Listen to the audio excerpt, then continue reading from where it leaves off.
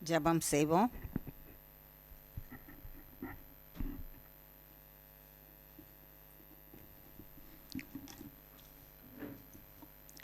கர்த்தாவே, தேவர்களில் உமக்கு ஒப்பானவர் யார்?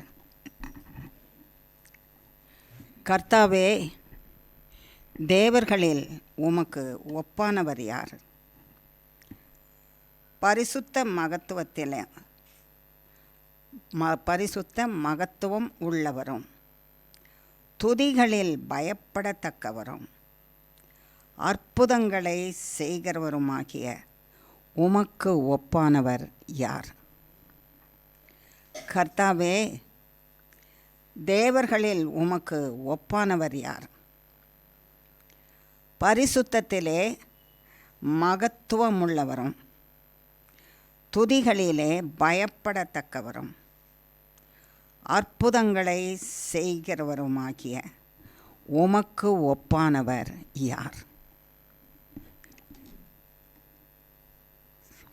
ஆமாண்டவரே, இயேசு கிறிஸ்துவினாலே நீர் மீட்டு கொண்ட உம்முடைய ஜனங்களாகிய எங்களை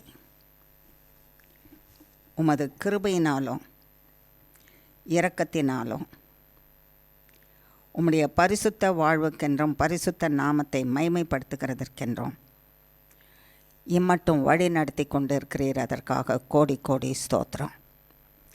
உம்முடைய வழி நடத்துதலுக்காக கோடி கோடி கோடி கோடி ஸ்தோத்திரம் சுவாமி.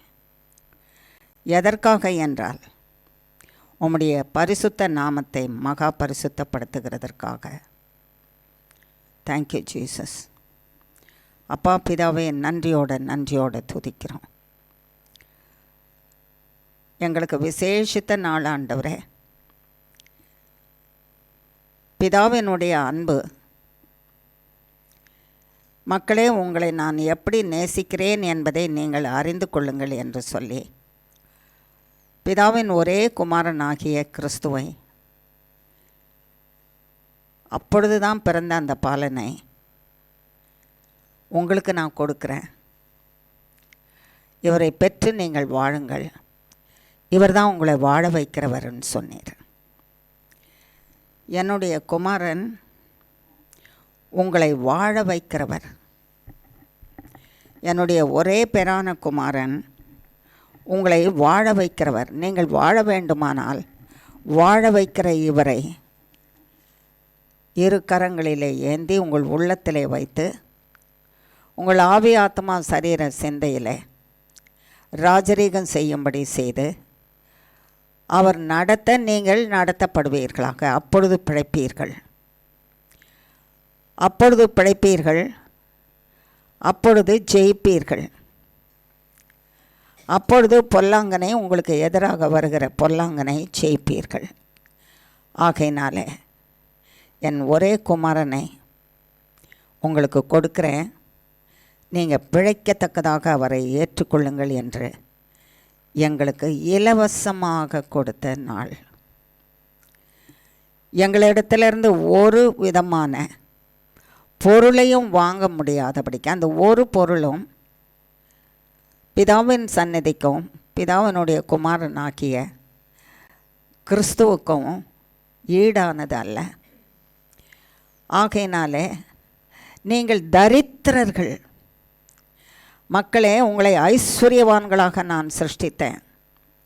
ஆனால் சத்ருவாகிய பிசாசானவனுடைய வார்த்தையை கேட்டு தரித்திரரானீர்கள். இந்த தரித்திரரிடத்திலே நான் என்ன பணத்தை, எந்த பொருளை கேட்பேன்? என் மகனுக்கு ஈடாக தரித்திரரிடத்தில் நான் எதை கேட்பேன்? அவர்களிடத்தில் இருக்க வேண்டிய பரிசுத்தமே இல்லை.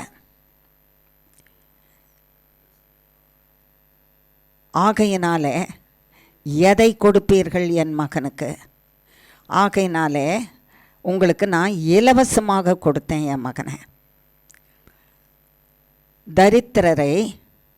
தரித்திரமாக்கினதை அழித்து போட்டு, தரித்திரத்தை அழித்து போட்டு கிறிஸ்துவிலே பிதாவிலே ஐஸ்வர்யமுள்ளவர்களாக மாற்றுகிறதற்கு, ஐஸ்வர்யமுள்ளவர்களாக மாற்றப்பட்டு என்றென்றும் கிறிஸ்துவிலே வாழ்ந்து கிறிஸ்துவை மகிமைப்படுத்தி கிறிஸ்து உங்களிலே வாழவும் நீங்கள் அவருக்குள்ளே வாழ்ந்து தேவனை மகிமைப்படுத்தவும் நீங்கள் அவராலே வாழவும்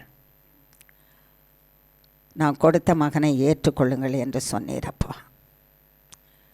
தகப்பனே, சர்வ சாஷ்டாங்கமாய் உம்முடைய பாதத்திலே நாங்கள் பணிந்து, அப்பா பிதாவே, எங்கள் தகப்பனே, நீர் கொடுத்த இந்த பரிசை, என்றென்றும் அழியாத பரிசு, நாங்கள் வாழும்படி கொடுத்த பரிசு, நாங்கள் மன்னிக்கும்படி கொடுத்த பரிசு, தரித்திரரை ஐஸ்வர்யமாக்குகிறதற்கு கொடுத்த பரிசு.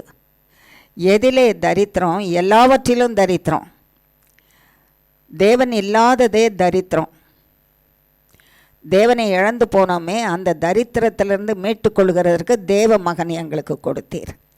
தேவ மகன் எங்களை தேவனோடு சேர்த்து வைக்கிறார். நாங்கள் ஐஸ்வர்யவான்கள், தேவனை பெற்றிருக்கிறதிலே ஐஸ்வர்யவான்கள், சமாதானத்தை தேவனிடத்திலிருந்து பெற்றுக்கொள்கிறதில் ஐஸ்வர்யவான்கள், சந்தோஷத்தை தேவனிடத்திலிருந்து பெற்றுக்கொள்கிறதற்கு கிறிஸ்து வந்தாரே ஐஸ்வர்யவான்கள், சுகம் பெற்று வாழ்கிறதற்கு கிறிஸ்து வந்தாரே நாங்கள் ஐஸ்வர்யவான்கள், ஜீவனுக்கும் பிழைப்புக்குமான ஐஸ்வர்யத்தை இழந்து போய் இருப்பதை எங்களுக்கு கொடுத்து வாழ்ந்து வளம் பெறுங்கள் என்று சொல்ல வந்தாரே நாங்கள் ஐஸ்வர்யவான்கள். கிறிஸ்துவினாலே மரணம் நீங்கி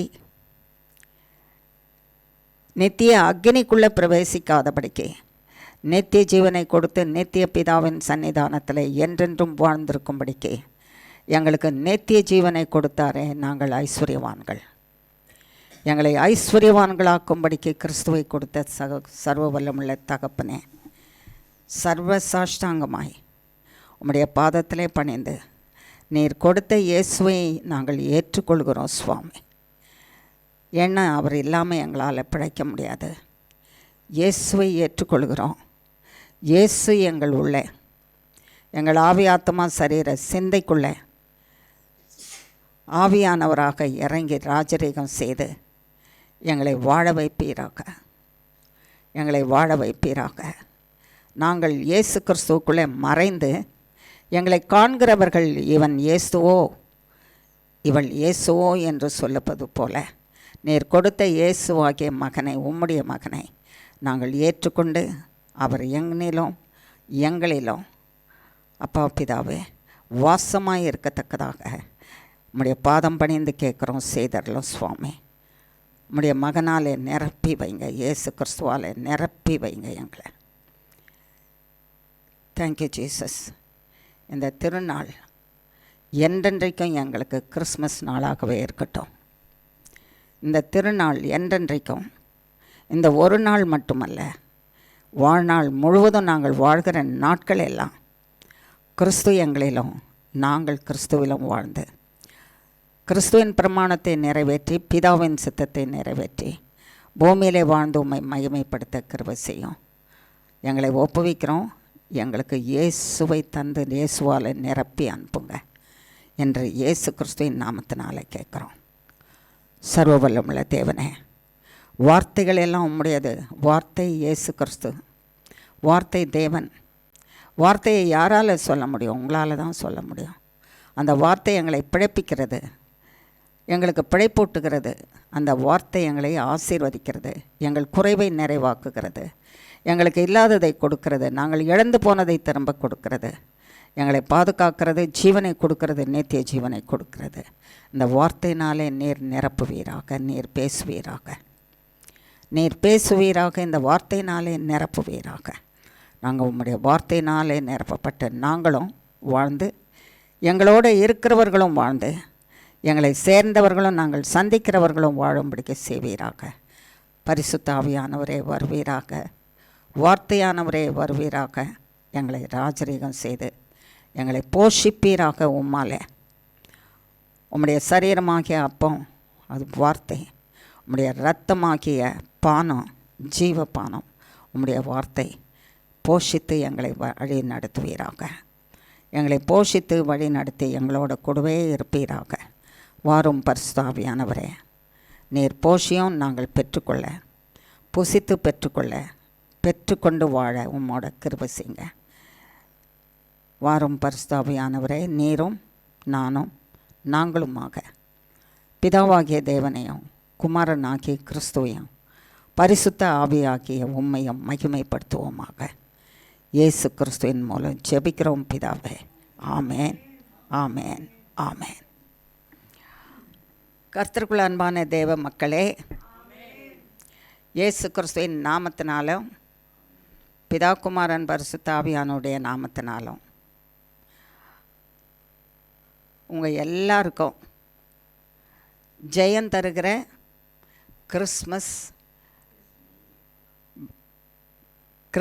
விழாவை, கிறிஸ்மஸ் வாழ்த்துதலை, ஜெயம் கொடுக்கிற கிறிஸ்து பிறந்த நாளில் கிறிஸ்மஸ் வாழ்த்துக்களை உங்களுக்கு தெரிவிக்கிறேன். ஜெயம் கொடுக்கிற இயேசுவை, ஜெயம் கொடுத்த இயேசுவை, எப்பொழுதும் ஜெயம் கொடுக்கிற இயேசு கிறிஸ்துவை சுமந்து கொண்டு போய் வாழ்ந்து வளம் பெறுவீர்களாக என்று இயேசு கிறிஸ்துவின் நாமத்தினாலும் பிதா குமாரன் பரிசுத்த ஆவியான நாமத்தினாலும் உங்களை வாழ்த்துக்கிறேன். God bless you. Happy Christmas. Happy and victorious Christmas. ஆமாவா இல்லையா? ஆமாம். அதனால தான் இன்றைக்கி நம்ம உயிரோடு இருக்கிறோம். நமக்கு விரோதமாக இருக்கிற எல்லா கிரியைக்கு காரணமே சத்ருவாகிய பிசாசானவன்.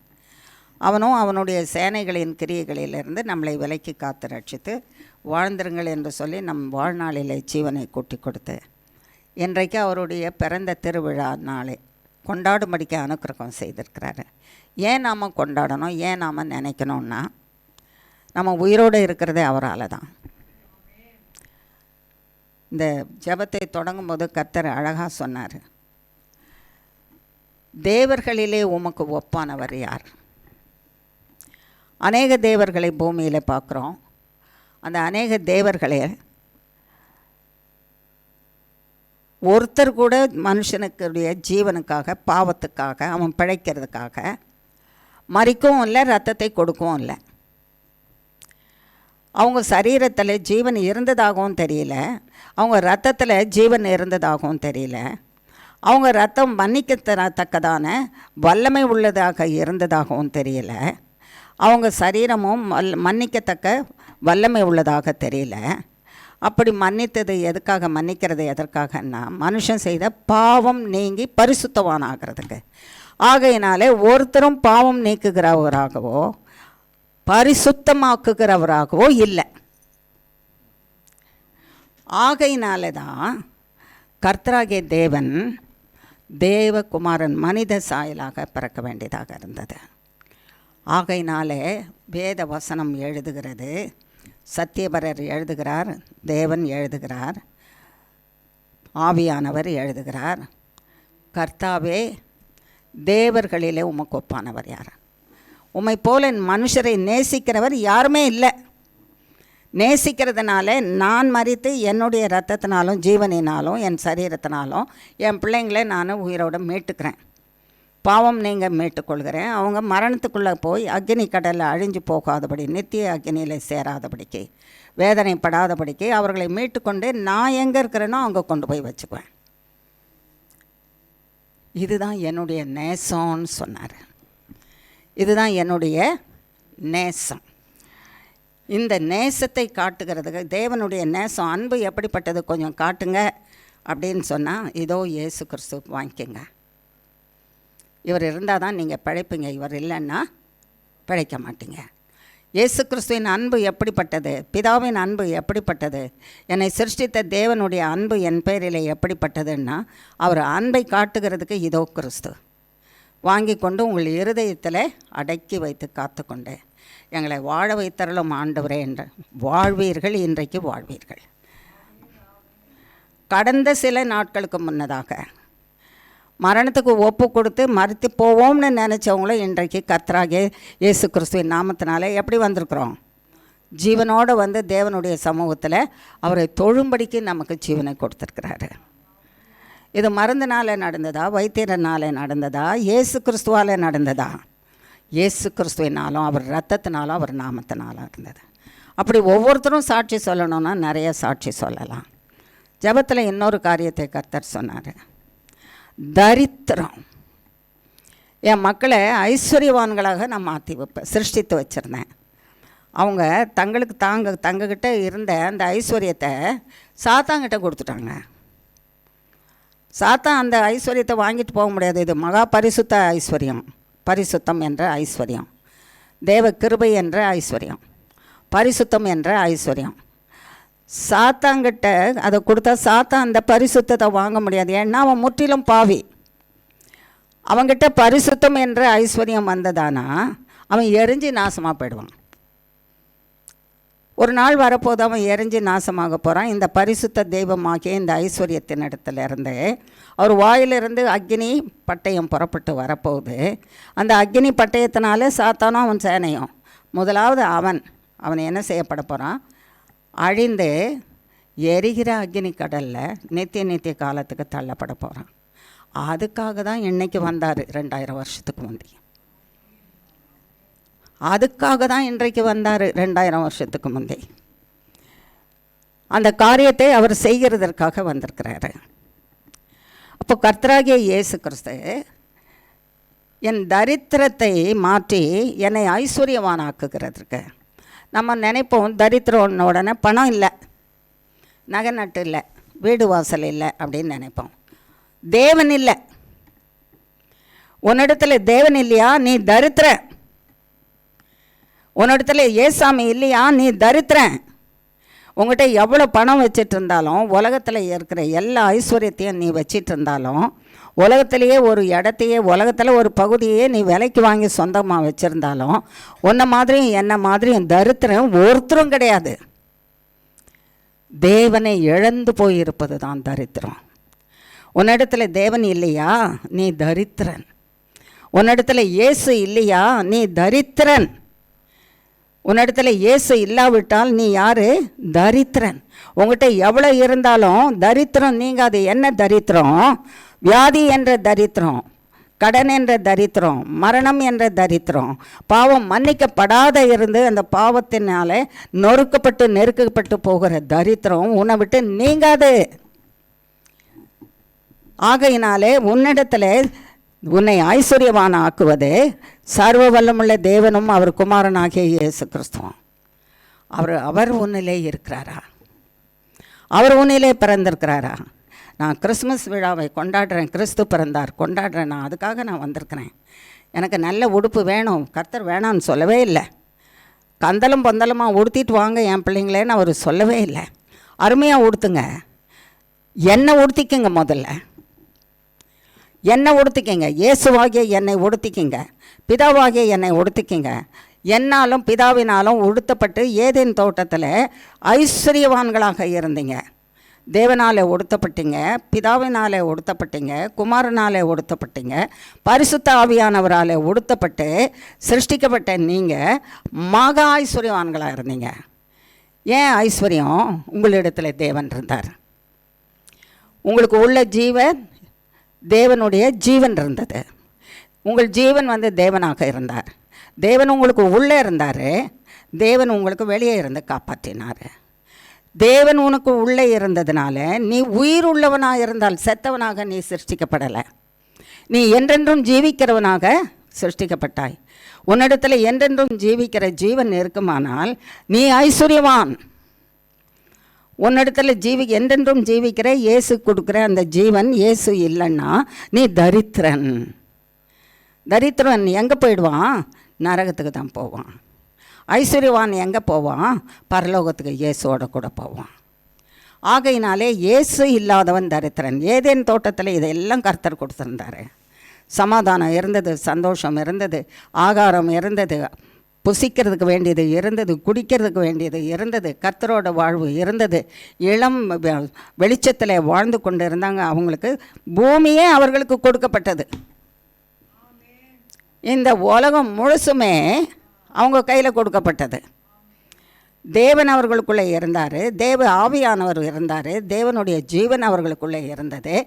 அவர் தேவனாக அவருடைய சமாதானத்தையும் சந்தோஷத்தையும் ஆரோக்கியத்தையும் ஐஸ்வர்யத்தையும், அவங்களுக்கு வியாதி என்பதே கிடையாது, மரணம் என்றால் என்னன்னே தெரியாது, சகலவற்றையும் கொடுத்திருந்தார். ஐஸ்வர்ய சம்பந்தனர்கள். அவர்களுக்கு பூமியே சொந்தமானதாக இருந்தது. ஆதாமும் ஏவாளும் உங்களுடைய முற்பிதாவும் என்னுடைய முற்பிதாவுமாக இருந்தால் இந்த பூமி நமக்கு சொந்தம். ஆமாவா இல்லையா? தேவனே சொந்தம் இல்லையே, அப்போ பூமி என்ன ஆயிடுச்சு? கள்ளம் களவாடிட்டு போயிட்டான், திருடிட்டு போயிட்டான். உனக்கு ஒன்றுமே இல்லை. யார் பேச்சை கேட்டதுனால ஒன்றுமே இல்லை? சாத்தானுடைய பேச்சை கேட்டதுனால. உன்னை மகா ஐஸ்வர்யமானாக, தேவன் நிறைந்தவனாக, தேவனாலே நிறையப்பட்டவனாக, மகா பரிசுத்தனாக உன்னை சிருஷ்டித்து வைத்திருந்தேன். ஒரு வார்த்தை அவன் சொன்னதை கேட்டு அதை நம்பிட்டியே. நீ ஐஸ்வர்யவானா என்றென்றைக்கும் கிறிஸ்துவிலே வாழ்கிறதற்கு, தேவனாலே நிறையப்பட்டவனாக, ஜீவ வார்த்தை நிறையப்பட்டவனாக, ஜீவனாலே நிறையப்பட்டவனாக, நான் கொடுத்த சிருஷ்டித்தது எல்லாம் உனக்கு சொந்தமாக நீ வாழ்கிறதற்கு ஒரே ஒரு சட்டத்தை தான் உன் இருதயத்தில் வச்சேன். இந்த பழத்தை, இந்த மரத்தில் வர பழத்தை என்ன பண்ணாத? சாப்பிடாத. சாப்பிட்ட நாளில் என்ன ஆயிடுவேன்? சாகவே சாவாய், சாகவே சாவாய். சாவு என்பது தரித்திரம், கீழ்ப்படியாமை என்பது தரித்திரம். கீழ்ப்படியாமை, தேவனுக்கு கீழ்ப்படியாமை இருந்தால் மனுஷனுக்கு என்ன கொண்டு வருது? தரித்திரத்தை கொண்டு வருது. சாப்பிடாதேன்னு சொல்கிறத சர்ப்பத்தின் வடிவத்தில் சாத்தான் நுழைஞ்சு என்ன சொல்கிறான்? நீ சாப்பிடு, நீ சாக மாட்டேன்னு சொல்கிறான். இதை சாப்பிட்டாலும் நீ என்றைக்குமே ஐஸ்வர்யவானாக இருப்ப. நீ சாக மாட்டேன்னா தேவன் உன்னோட இருந்தால் தானே சாகாமல் இருப்ப.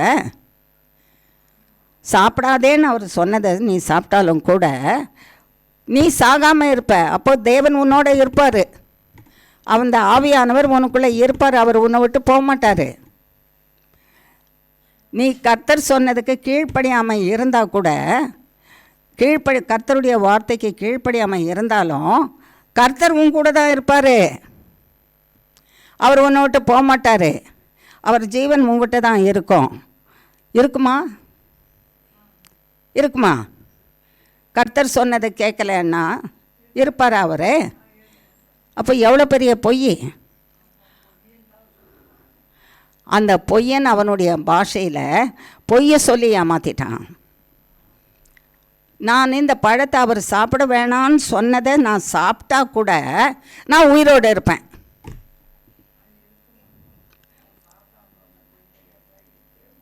அந்த வார்த்தை யார்கிட்ட இருந்து வந்தது? பொய்யனாகிய சாத்தான் இடத்துல வந்தது. இப்போ நம்ம வீட்டில் ஒன்று வச்சுருக்குறோம். ஒரு எலிக்காக ஒரு மருந்து ஒன்று வச்சுருக்கோம். அதை பார்த்தா நல்ல கேக் மாதிரி, அல்வா மாதிரி ஷேப்பில் இருக்குது அது பார்க்குறதுக்கு. அந்த பிள்ளைகிட்ட சொல்கிறோம், எலி ஓடுற இடத்துல வச்சுருக்குறோம், சின்ன பிள்ளைங்க இருக்கிறாங்க.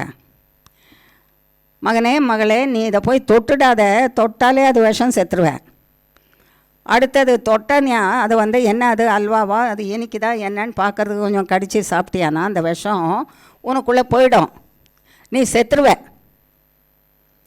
அது தொட்டு ஆனாலும் உனக்கு விஷம், அதை கடித்து சாப்பிட்டாலும் கொஞ்சம் சாப்பிட்டாலும் கூட அது உன்னை கொன்னுடும் அப்படின்னு சொன்னால் அது கீழ்ப்படியணுமா வேணாமா? பிள்ளை வேணாம். சாப்பிடாதேன்னு சொல்கிறது எதுக்காக சொல்கிறாரு? நீ உயிரோடு இருக்கிறதுக்கு தான் சாப்பிடாதேன்னு சொல்கிறாரு.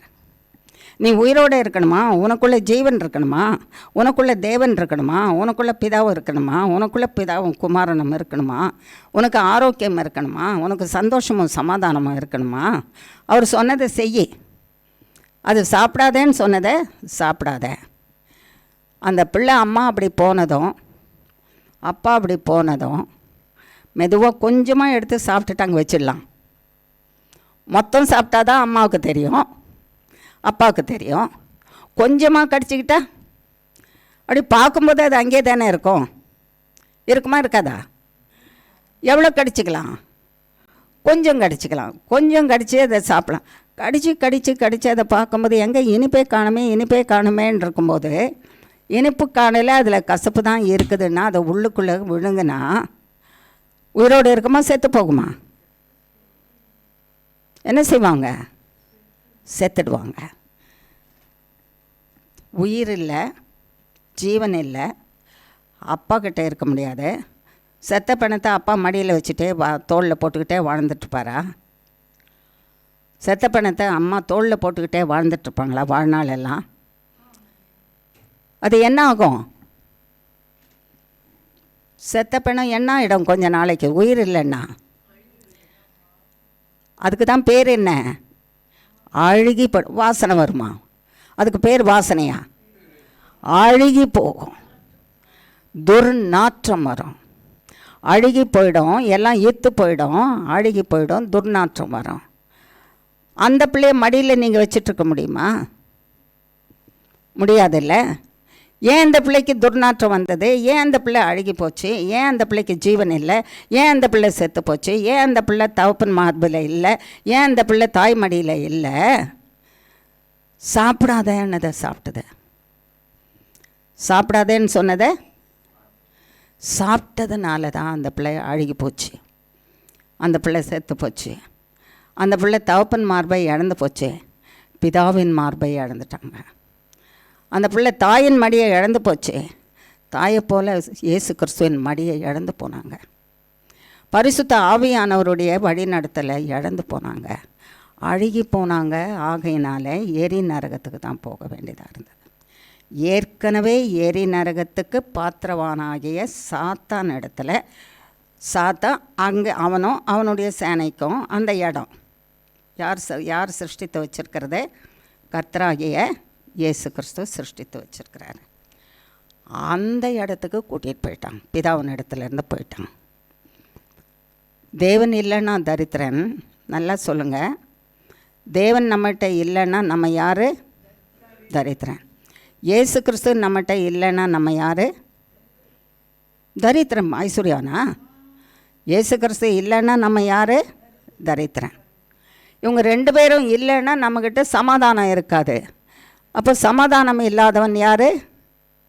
தரித்திரன். சமாதானம் இல்லைன்னா சந்தோஷமும் இருக்காது. அப்போ யார் நம்ம? சந்தோஷம் இல்லைன்னா யார் நம்ம? தரித்திரன். நம்மகிட்ட என்ன இருந்தாலும் எரிச்சலும் புரிச்சலுமாக இருக்கும். இருக்கிறத கொண்டு சந்தோஷமாக இருக்க முடியாது. கொடுத்தது ஸ்தோத்திரம் ஆண்டவரேன்னு சொல்ல முடியாது. யார் இல்லை? இயேசு இல்லை. ஆகையினால நான் தரித்திரன். என்கிட்ட சந்தோஷம் இல்லை, நன்றி அறிந்த இருதயம் இல்லை, நான் ஐக்கியமாக வாழ முடியலை, நான் ஒரு தரித்திரன். என் வீட்டில் என்னை பார்த்து ஐயோ ராட்சசி வரா, ராட்சசம் வரான் அனு சொன்னாங்கன்னா, ராட்சசியும் ராட்சசனும் இருக்கிறான். ராட்சசன் அவன் ஐஸ்வர்யவானா? பிசாசு ஐஸ்வர்யவானா? அவன் தான் தரித்திரன். அப்போ உன் வாயிலையும் உன் கண்ணிலையும் உன் சிந்தனையிலும் உன் வாழ்க்கையிலும் உன் வாழ்வை கெடுத்து கொண்டு இருக்கிறவன் தரித்திரன். செத்து போன பிசாசு, அவன் நரகத்துக்கு பாத்திரவான், நித்திய அரகத்துக்கு நித்திய மரணத்துக்கு ஏற்புடையவன். என் பிள்ளைங்களை தரித்திரவான் ஆக்கிட்டாங்க, என் பிள்ளைங்களை தரித்திரமாக்கிட்டான். ஏதேன் தோட்டம் சிறப்பான ஒரு இடம், குறைவில்லாத ஒரு இடம், குறைவில்லாத ஒரு வீடு. இந்த வீட்டில் இருக்கிறது, அந்த வீடு இல்லாத போயிடுச்சு அவனுக்கு. வீடை வச்சிட்ருக்காங்க, வாழ்ந்துட்டுருக்குறாங்க. அந்த வீட்டை ஒருத்தனுக்கு கொடுத்துட்றாங்க. அவன் அந்த வீட்டில் வச்சுருப்பானா, வெளியே போடான்னு துரத்திடுவான். துரத்துவானா துரத்த மாட்டானா? ஐஸ்வர்யம் மிகுந்த, ஜீவன் மிகுந்த, சந்தோஷம் மிகுந்த, சமாதானம் மிகுந்த, உண்ணுகிறதற்கும் உறங்குகிறதற்கும் இன்பமும் ஏற்புடையதுமாக இருந்த எல்லா ஐஸ்வர்யம் நிறைந்த வாசஸ்தலத்தை இழந்துட்டாங்க. தரித்திரம். எங்கே இருப்பாங்க? இப்போ உலகத்தில் வீட்டை இழந்துட்டாங்கன்னா எங்கே இருப்பாங்க? பிளாட்ஃபார்மில் இருப்பாங்க, இல்லாட்டா தெருவில் இருப்பாங்க, இல்லாட்டா பிரிட்ஜ் அடியில் இருப்பாங்க. அங்கே யாராவது வருவாங்களா? அங்கே வர்றவன் எல்லாம் என்ன செய்வான்? இங்கே இருக்கிற எழும்பு ஓடு ஓடு ன்னுட்டு கார்பரேஷன்காரன் வந்து பெருக்கிறவன் என்ன செய்வான்? கட்டையை எடுத்துகிட்டு வந்து என்ன செய்வான்? விரட்டுவான், இது உனக்கு இடம் இல்லைன்னு. ஆகையினால தான் இந்த பூமியிலே நாம் வாழக்கூடாதபடிக்கு பிசாசானவன் நம்மளை விரட்டிக்கிட்டே இருக்கிறான். வீடு இழந்துட்டோம், வீடாகிய சர்வ வல்லமுள்ள தேவன் கொடுத்த விலையேற பெற்ற வாசஸ்தலம் ஏதேன் தோட்டத்தை இழந்துட்டோம், பிதாவை இழந்துட்டோம், குமாரனை இழந்துட்டோம், பரிசுத்த ஆவியை இழந்துட்டோம், பரிசுத்த வஸ்திரத்தை இழந்துட்டோம். வஸ்திரம் எல்லாத்தையும் பிடுங்கிட்டான். எப்படி இருக்கிறான்? வஸ்திரமே ஒன்றும் இல்லாமல் இருந்தால் எப்படி இருப்பான் மனுஷன்? நிர்வாணமாக அனுப்பிட்டான். அதனால்தான் நிர்வாணம். ஆதாம் ஆனாலும் நிர்வாணம், ஏவாள் ஆனாலும் நிர்வாணம். எல்லாம் இழந்துட்டான். இழந்ததுனால அவன் தரித்திரன், இழந்ததுனால அவன் ஐஸ்வர்யான்னு சொல்லிடுவீங்களா? அவன் உட்காந்து கதை சொன்னான். உனக்கு ஒரு கதை சொல்கிறேன். எங்கள் அப்பா எப்படிப்பட்டவர் தெரியுமா? எங்கள் வீடு என்ன அழகாக வச்சுருந்தார் தெரியுமா? எனக்கு என்ன அழகான வஸ்திரத்தை நல்ல வெளிச்சம் மிகுந்த வஸ்திரம் வச்சுருந்தார் தெரியுமா? எனக்கு என்ன சாப்பாடு தெரியுமா? நான் எவ்வளோ சந்தோஷமாக இருந்தேன். அவர் கையை பிடிச்சிட்டு எப்படி போனேன் தெரியுமா? சமாதானம்னா என்னன்றது நான் தான் முதல் முறையாக அனுபவிச்சிருக்கிறேன். யார்கிட்ட? பிதாவின்கிட்ட இருந்து. முதல் நபர் பிதாவின் இடத்துல கைப்பிடிச்சு நடந்தவர் அவங்க தான். முதல் நபர் பிதாவின் இடத்துல இருந்து சமாதானத்தை அனுபவித்து தங்களுக்கு சொந்தமாக்கி கொண்டவங்க அவங்க தான். இன்றைக்கி நீங்களும் நானும் கர்த்தருடைய நாமத்தினாலே சமாதானத்தை பெற்றுக்கொள்கிறோம்.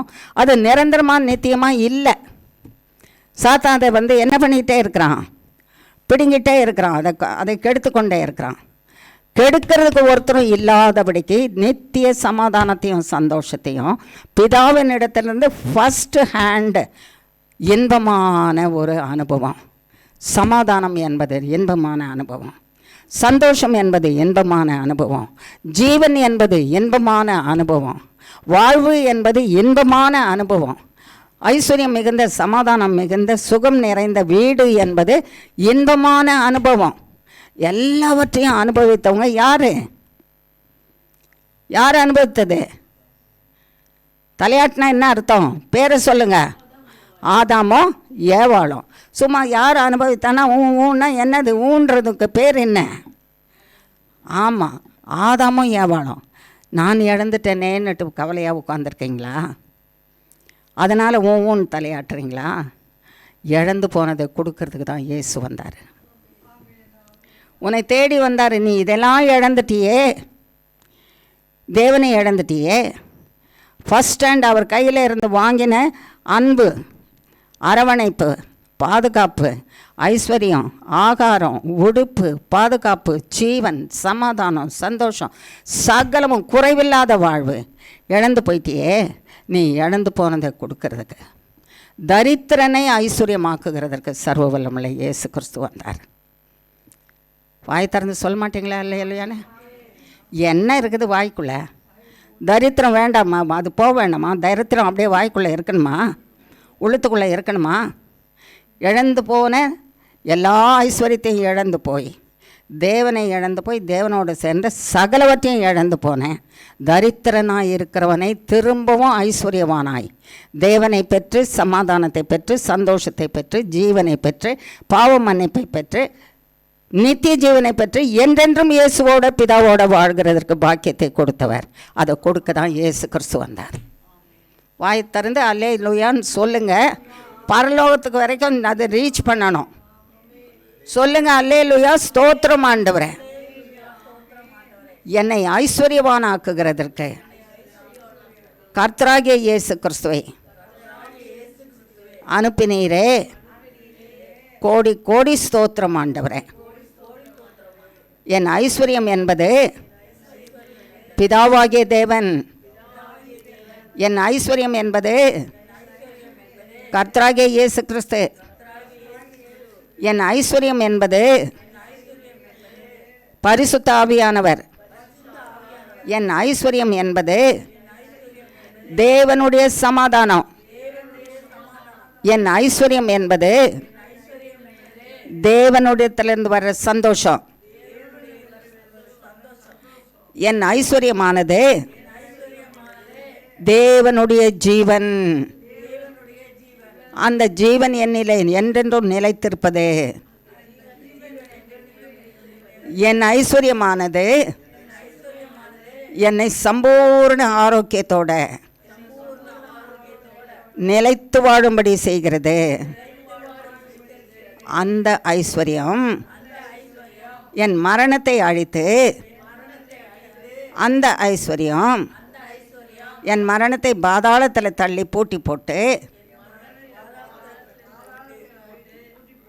அந்த ஐஸ்வர்யம் எனக்கு ஜீவனாகவும் ஜீவ அதிபதியாகவும் என்னிலே ராஜரீகம் செய்கிறது. இந்த ஐஸ்வர்யம் என்னை நித்திய ஜீவன் வரையிலும் கொண்டு போய் சேர்க்கிறது.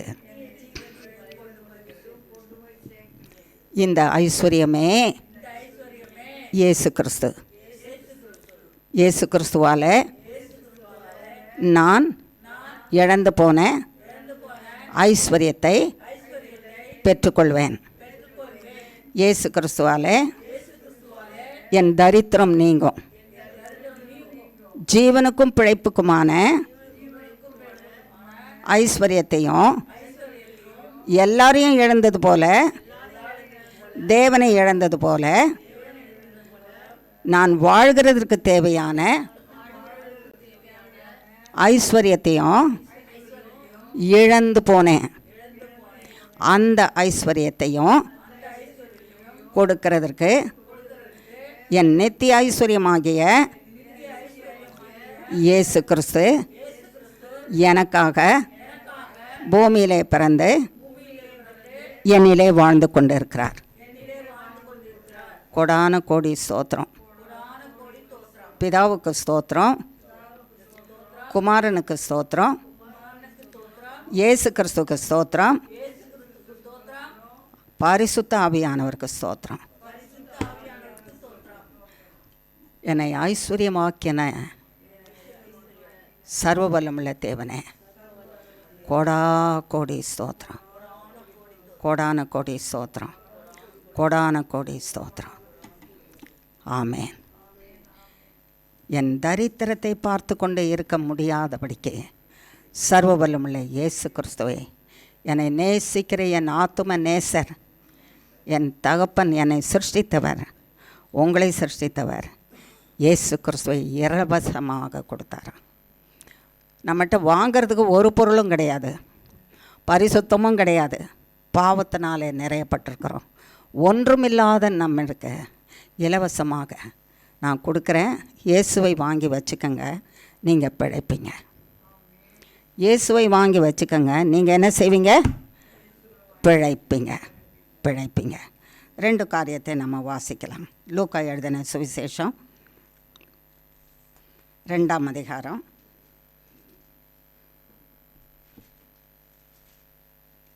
10ஆம் வசனமும் 11ஆம் வசனமும்.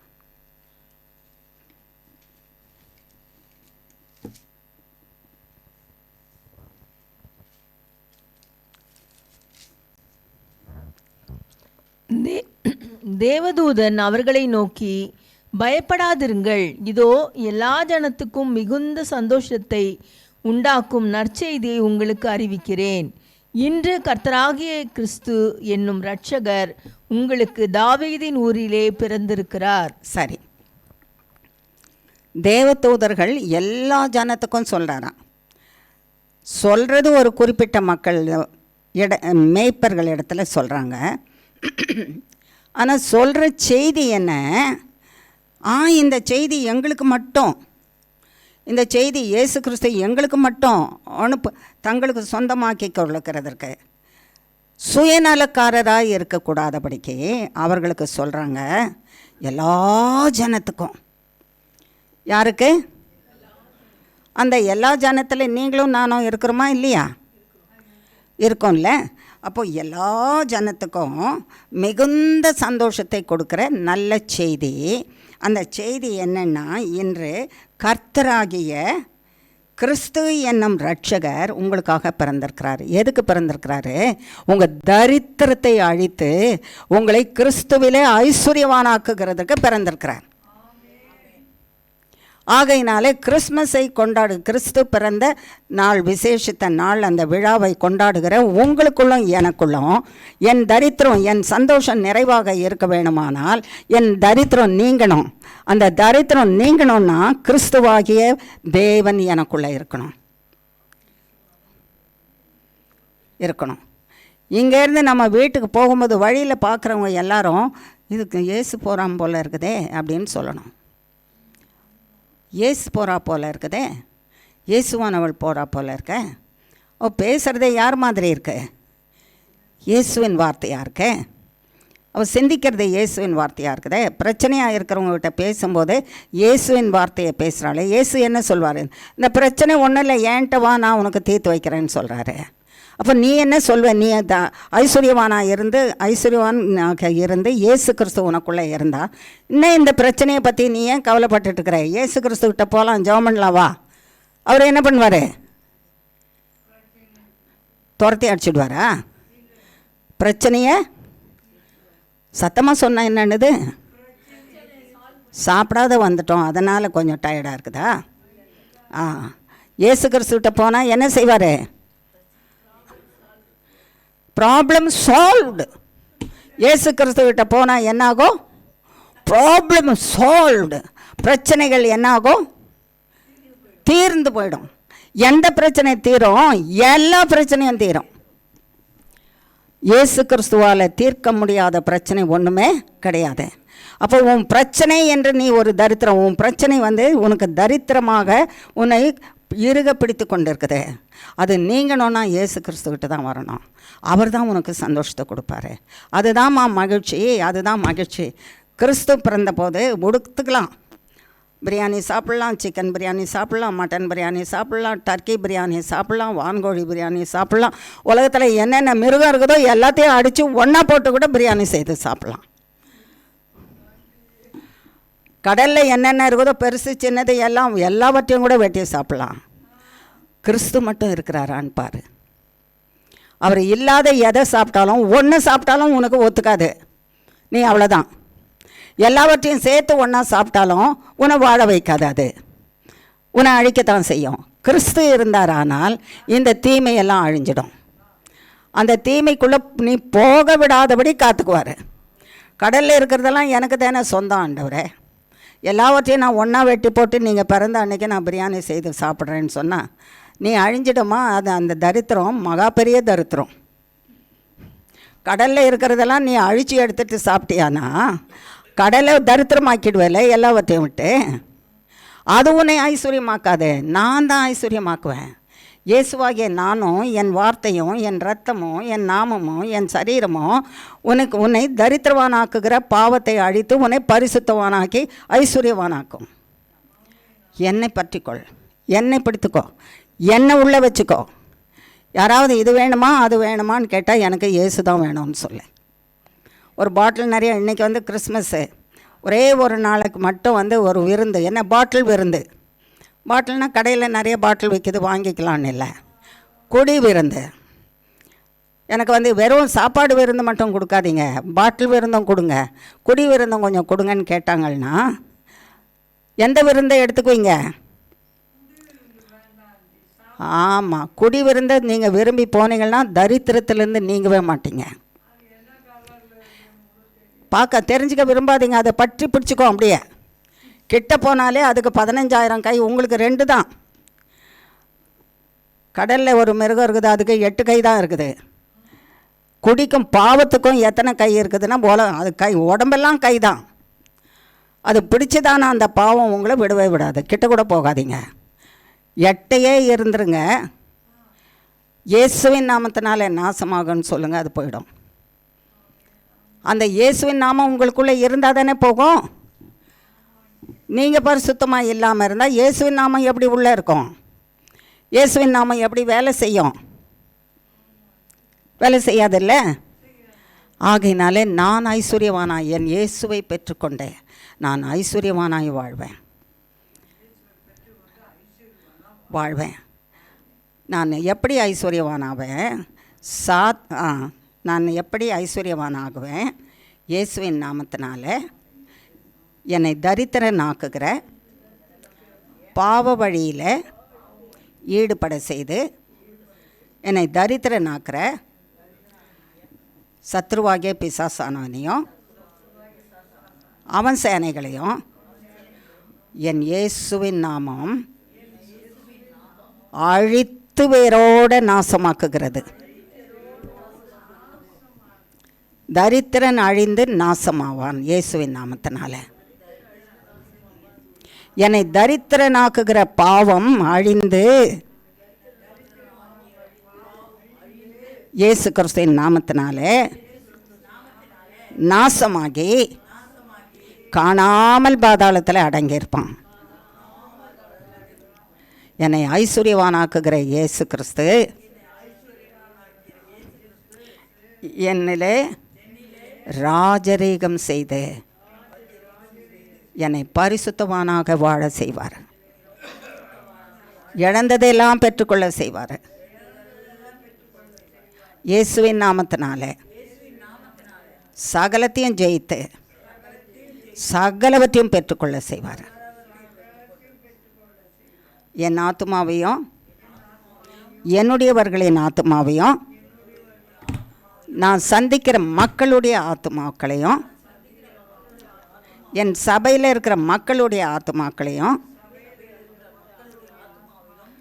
எனக்கு அக்கம் பக்கத்தில் இருக்கிறவர்களுடைய ஆத்துமாக்களையும் என் இனத்தார் ஜனத்தாருடைய ஆத்துமாக்களையும் எனக்கு ஐஸ்வர்யமாக கொடுப்பார். எனக்கு எல்லாரையும் ஐஸ்வர்யமாக கொடுப்பார். எனக்கு ஜீவனை கொடுப்பதோடு சுகத்தை கொடுப்பதோடு மரணத்தை அழித்து ஜீவனை கொடுப்பதோடு நான் இழந்து போன ஐஸ்வர்யத்தை திரும்ப எனக்கு கொடுப்பதோடு, சத்தமாக சொல்லுங்கள், நான் இழந்து போன ஐஸ்வர்யத்தை எனக்கு திரும்ப கொடுப்பதோடு ஆத்துமாக்கள் என்ற ஐஸ்வர்யத்தையும் கொடுப்பார். என்னை மகா ஐஸ்வர்யவானாக்குறார். சமாதானத்தில் நிரப்பி, சந்தோஷத்தில் நிரப்பி, சுகத்தில் நிரப்பி, ஆனந்தத்தில் நிரப்பி, பயத்தை நீக்கி தைரியத்தினாலே நிரப்பி, அவரை நம்பி இருக்கிற விசுவாசத்தினாலே நிரப்பி, ஆத்துமாக்களையும் எனக்கு கொடுத்து ஒன்றிலும் இயேசு கிறிஸ்துவினாலே குறைபட்டு போகாதபடிக்கு மகா பெரிய ஐஸ்வர்யவானாக என்னை மாற்றுகிறவர். மகா பெரிய ஐஸ்வர்யவான். இதுதான் மகா பெரிய சந்தோஷம். எல்லாருக்கும் எப்படிப்பட்ட சந்தோஷமா? அது என்ன நற்செய்தி, என்ன வாஸ்தமா? திரும்ப தேடணுமா? வாசிக்கணும். என்ன வாஸ்தமான்றதுக்குள்ளே இந்நேரம் என்ன செய்திருக்கணும்? வாசித்தரணும். இதோ இதோ இதோ எல்லா ஜனத்துக்கும் மிகுந்த சந்தோஷம். என்ன சந்தோஷம்? மிகுந்த சந்தோஷம். மிகுந்த சந்தோஷத்தை கொடுக்க வந்திருக்கிற சர்வ வல்லமுள்ள இயேசு கிறிஸ்து உங்களுக்கும் எனக்கும் கொடுத்துருக்கிறாரு. என் தரித்திரத்தை அழிக்கிறாரு. என்னை மிகுந்த ஐஸ்வர்யவானாக மாற்றுகிறாரு. இந்த சந்தோஷம் இவர் எப்படி சந்தோஷத்தை கொடுக்குறாரு? எப்படி கொண்டு வர்றார்? நம்ம மண்டையிலேருந்து அப்படி தூக்கி எடுத்து அப்படி கொண்டு வந்து போடுறாரா? இல்லை. அவர் கொடுக்குற ஒரு விதம் இருக்குது. கர்த்தராகிய தேவன் அவர் சந்தோஷத்தை கொடுக்கறதற்கு ஒரு வழி, ஒரு முறை அவர் பயன்படுத்துகிறார் கர்த்தர். மத்தேயு எழுதின சுவிசேஷம் 1ஆம் அதிகாரம்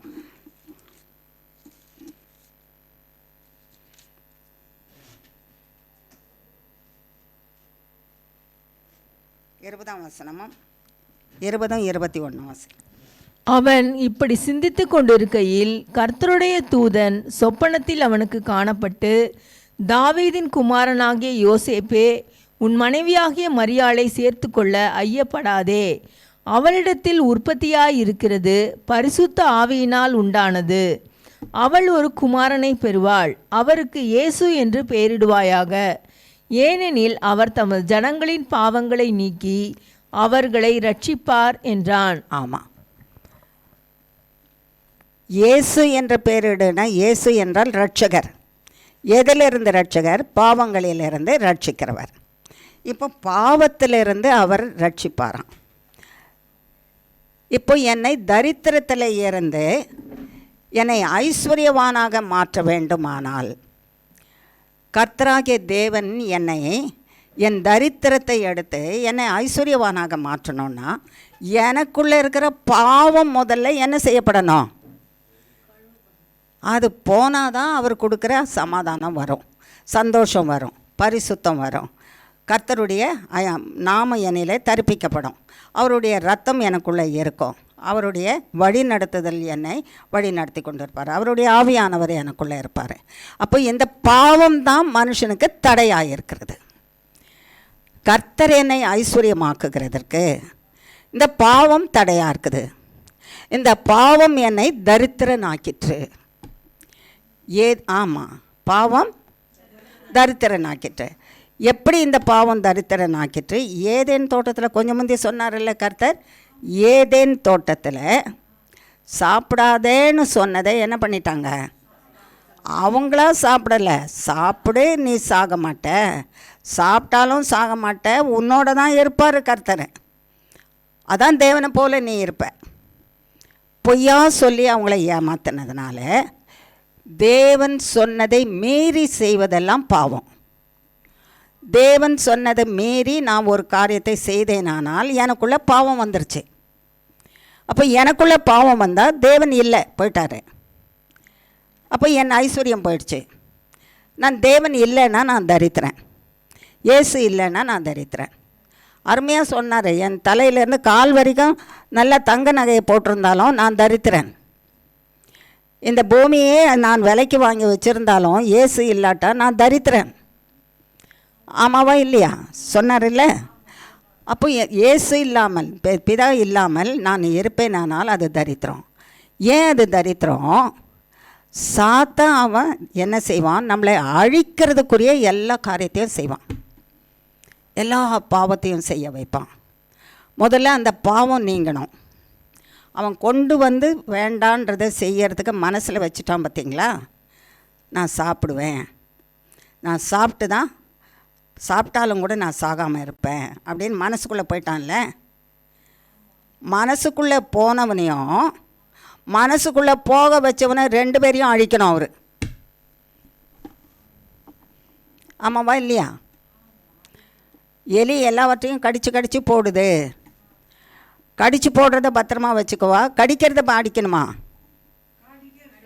கடிக்கிறது தானே அடிக்கணும். அப்போது சாத்தான் வந்து பிசாசானவன், சாத்தான் பிசாசானவன், அவன் பாவ எண்ணத்தை நமக்குள்ளே கொண்டு வந்து போட்டிருக்கானே.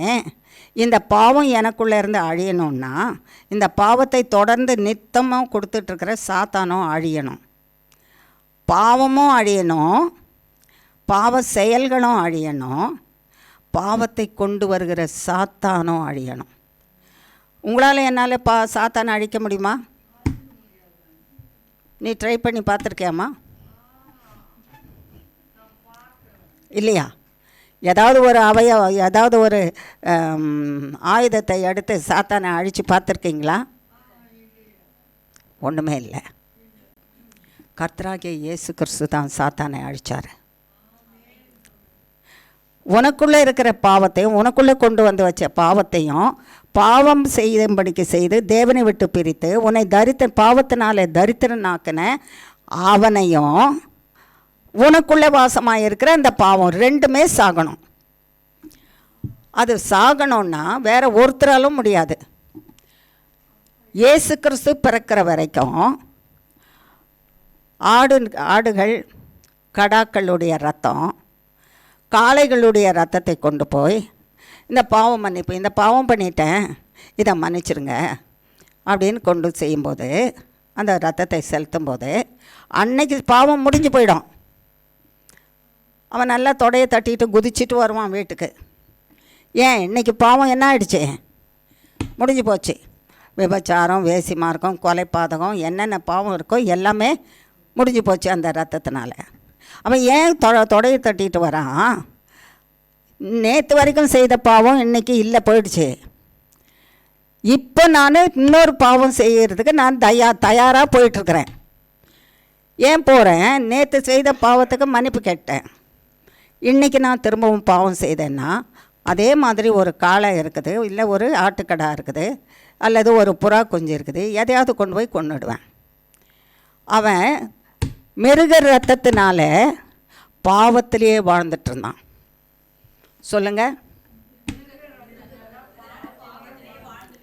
மிருக ரத்தம் மனுஷனை பாவத்திலிருந்து விடுதலை ஆக்கவில்லை. அப்போ மனுஷனை விடுதலை ஆக்குகிற ஒரு பரிசுத்த ரத்தம் வேணும், ஒரு மனுஷனுடைய ரத்தம் வேணும். அந்த மனுஷன் பரிசுத்தனாக இருக்கணும். அந்த பரிசுத்தன் பூமியில் ஒருத்தருமே இல்லை. ஆகையினாலே தேவன் மனிதனாக பிறந்தார். ஆகையினாலே தேவன் இயேசு கிறிஸ்துவாக பூமியிலே பிறந்தார். எதற்காகவென்றால் என் பாவத்தை, என் தலையில் ஒட்டி கொண்டிருக்கிற பாவம், என் சிந்தையில் ஒட்டி கொண்டிருக்கிற பாவம், என் கண்களிலே ஒட்டி கொண்டிருக்கிற பாவம், என் செவிகளிலே ஒட்டி கொண்டிருக்கிற பாவம், என் நாவிலே ஒட்டி கொண்டிருக்கிற பாவம், என் கைகளிலே ஒட்டி கொண்டிருக்கிற பாவம், என்னுடைய சரீரத்தின் அவயவங்களிலே ஒட்டி கொண்டிருக்கிற பாவம், இயேசுவின் இரத்தத்தினாலே மட்டும் கழுவப்பட்டு தேடினாலும் காணப்படாதபடி ஒழிந்து போகும். நான் இயேசுவின் இரத்தத்தினாலே பரிசுத்தவானாக, பரிசுத்தவாட்டியாக வாழ்வேன் என வாழ செய்கிறதற்காக கர்த்தராகிய இயேசு கிறிஸ்து வந்தார். இப்போ பாவத்தை யார் தான் அழிக்க முடியும்? மிருகத்தால் முடியாது. ஆகையினால நான் தான் மனுஷனாக வந்தால் தான் ரத்தத்தை கொடுக்க முடியும். அப்போ நான் உன்னை எவ்வளோ நேசிக்கிறேன், உன்னை எவ்வளோ அன்பு கூறுறேன். நீ செத்து போனால் போ, நீ நரகத்தில் போய் இரு சாத்தானோட, நான் விட்டுடலாம்ல, விடலாமா இல்லையா? அதனால தான் அவர் அவருடைய ரத்தத்தை கொடுக்கறதுக்கு வந்தார். அவர் எவ்வளோ பெரிய அன்புள்ளவர். அவருடைய அன்பை யாராவது மதிப்பிட முடியுமா? அவருடைய மன்னிப்பை பெற்றுக்கொண்டு திரும்ப திரும்ப செய்த பாவத்தை நாம் செய்து கொண்டு இருந்தோமானால் அவரையும் அவருடைய இரத்தத்தையும் நாம் மிதிக்கிறோம். அவரையும் மிதிக்கிறோம். சாத்தான் தான் மிதிக்கிறான், அவனோட சேர்ந்து நாமும் மிதிக்கிறோம். நாமும் மிதிக்கிறோம். எப்படி நமக்கு பரிசுத்தம் வரும்? எப்படி நம்ம பாவம் கழுவப்படும்? எப்படி நம்ம பிரச்சனை நீங்கும்? கர்த்தருடைய ரத்தமும் வார்த்தையும் நமக்குள்ளே போய் நமக்குள்ளே இருக்கிற சத்துருவை அழிக்கலைன்னா எப்படி போகும்? நம்ம வரவிட்டால் தானே வரும். சிந்தையை திறந்து கேட்கணும், செவியை திறந்து கேட்கணும். ஏன்னா சிந்தையும் செவியையும் யார் அடைப்பா? சாத்தான் அடைச்சிடுவான். அதை கேட்டால் அவன் ரட்சிக்கப்பட்டுடுவான். அது கேட்டுட்டா அவனுடைய பாவம் மன்னிக்கப்பட்டு போயிடும். அவன் மன்னிக்கப்படாதபடிக்கு பாவத்திலேயே வாழணும். ஆகையினாலே அவன் கேட்கக்கூடாதபடிக்கு, சிந்திக்கக்கூடாதபடிக்கு கட்டி வைக்கிறவனாக இருக்கிறான். கட்டி வைக்கிறவனாக இருக்கிறான். அந்த பாவம் அழிந்தால்தான் மனுஷன் பரிசுத்தமாவான். பாவம் அழிந்தால்தான் மனுஷன் பரிசுத்தமாவான். உன்னையும் என்னையும் நேசித்த சர்வ வல்லமுள்ள தேவன் இயேசு கிறிஸ்துவை அனுப்பி பாவத்தை அழித்து இயேசுவாகிய கிறிஸ்துவை நமக்குள்ளே வாசமாக இருக்க செய்கிறாரு. பாவம் நீங்கத்தான். இப்போ நம்ம கொஞ்சம் அப்படி நினச்சி பார்த்தோன்னா, நான் ஐஸ்வர்யவான். ஒரு நிமிஷம் யோசித்து பாருங்கள். என் இயேசுவின் இரத்தத்தினால என் பாவங்கள் எல்லாம் மன்னிக்கப்பட்டு போயிற்று. என் இயேசுவின் ரத்தம், வாய் திறந்து சொல்லுங்கள், என் இயேசுவின் ரத்தம் என் உச்சந்தலையிலிருந்து உள்ளங்கால் பரியந்தம் நிறைந்திருக்கிறதுனால நான் பரிசுத்தவானும் ஐஸ்வர்யவானுமாய் மாறியிருக்கிறேன். என்னை இப்படி மாற்றுகிறதற்கு கர்த்தராகிய இயேசு கிறிஸ்து உலகத்திலே பிறந்து என் உள்ளத்திலே வாழ்ந்து கொண்டு இருக்கிறார். ஆமாம், பாவத்தை மன்னிக்கணும்னா பாவத்தையும் மன்னிக்கணும், பாவத்தை கொண்டு வந்த சாத்தானையும் நசுக்கணும். சாத்தானை என்ன பண்ணணும்? நசுக்கணும். நமக்குள்ளே இருக்கிற பாவத்தை அவருடைய இரத்தத்தினால வேரோடு அழித்து போட்டுடணும். இப்போ பழைய காலம் வரைக்கும், பழைய ஏற்பாட்டில் ஏசாமி பிறக்கிற வரைக்கும் இயேசுவின் ரத்தம் இல்லாத காலத்தில் ஆட்டுக்கடாவின் ரத்தம், பட்சிகளின் ரத்தம், பட்சின்னா புறா குஞ்சுகளினுடைய ரத்தம், காளைகளுடைய ரத்தத்தை செலவு பண்ணாங்க பாவம் மன்னிக்கிறதுக்கு. அது மனுஷனை மாற்றவே இல்லை, பாவத்திலேயே வாழ்ந்து கொண்டு இருந்தான். ஆகையினால சில பாவங்கள் நீக்கப்படுகிறதுக்கு சட்டங்களை கொடுத்தாரு கர்த்தர். என்ன சட்டங்களை கொடுத்தாரு? கொலை செய்கிறவன் கொலை செய்யப்பட்டு போகணும், அடிக்கிறவன் அடிக்கப்படணும், கண்ணை குருடாக்குறவன் கண்ணு குருடாக்கப்படணும், அடித்தா பல்லு போகிறவனை அடித்து பல்லை கொட்டி போக செய்யணும், கை காலை முறிக்கிறவனை அடித்து கை காலை முறித்து போடணும், அவனை படுக்கையில் விழ தள்ளம்படிக்க செய்தவனை அப்படியே செய்யணும், விபச்சாரம் பண்ணுறவனை ஆணாக இருந்தாலும் பெண்ணாக இருந்தாலும் கல்லெடுத்து கொல்லணும். ஆமாம், கொலை செய்கிறவன் உன்னை எப்படி கொலை பண்ணானோ அந்த ஆயுதத்தை வச்சு அவனை கொலை பண்ணணும். கொலை செய்கிறவனை எதை வச்சு கொலை பண்ணணும்? அவன் எதில் கொலை பண்ணானோ அதை வச்சு தான் கொலை பண்ணணும். விபச்சாரம் செய்தவனை மட்டும், விபச்சாரம் செய்த ஸ்திரீ ஆனாலும் புருஷனானாலும் அவனை எதை வச்சு கொல்லணும்? ஆயுதமா? இப்படி சொல்லி ஒரு நிமிஷம் கூட ஆகலை, முழுசா 60 செகண்டு ஆயுதம் வச்சு கொல்லணுன்னா என்ன நீங்கள் லகு பண்ணி விடுறீங்களா, எஸ்கேப் பண்ண விடுறீங்களா? மனுஷரை கர்த்தர் விடவே மாட்டார், எஸ்கேப் பண்ண விடவே மாட்டார். எதை வச்சு அடிக்கணுமா? அடித்து கொன்று போடணும். அப்படி அவன் கொன்னாதான் அவன் உயிரோடு இருந்தால் நிறைய பேர் அவன் விபச்சாரம் பண்ணி கெடுப்பான். அவன் உயிரோடு இருந்தால் நிறைய பேரை விபச்சாரம் பண்ணி கெடுப்பா. அது இல்லாமலே அவங்க போகணும். அதனால் கல்லெறிஞ்சு கொல்லணும். என்ன செய்யணும்? பாவத்துக்கு இது தண்டனை. என்னது இது? இந்த பாவ தண்டனை, பாவம்தான் நம்மை தரித்திரனாக்கியிருக்குல்ல.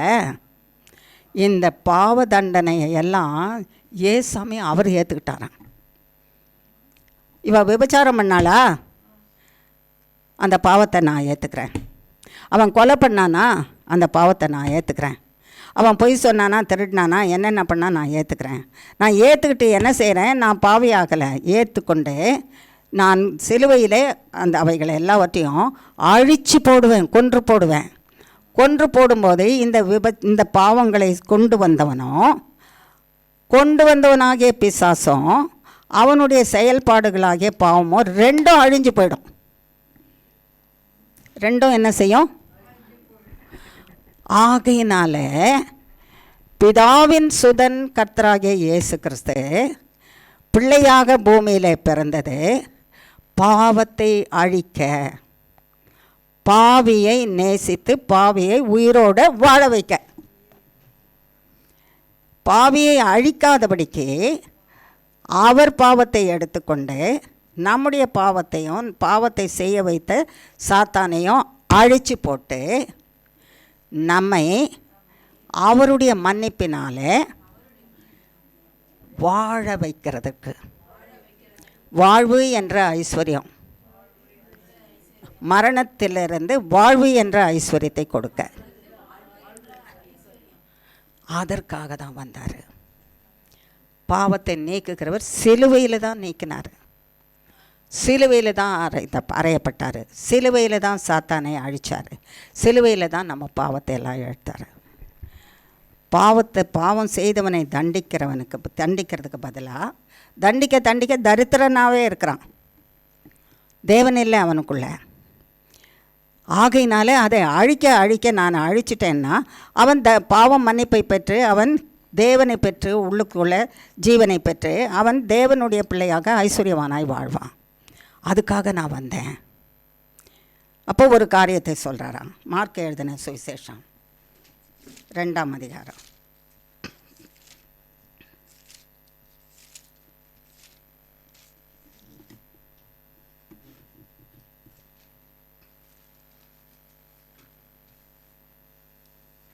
3ஆம் வசனம் வாசி. 2ஆம் அதிகாரம் 3ஆம் வசனம்.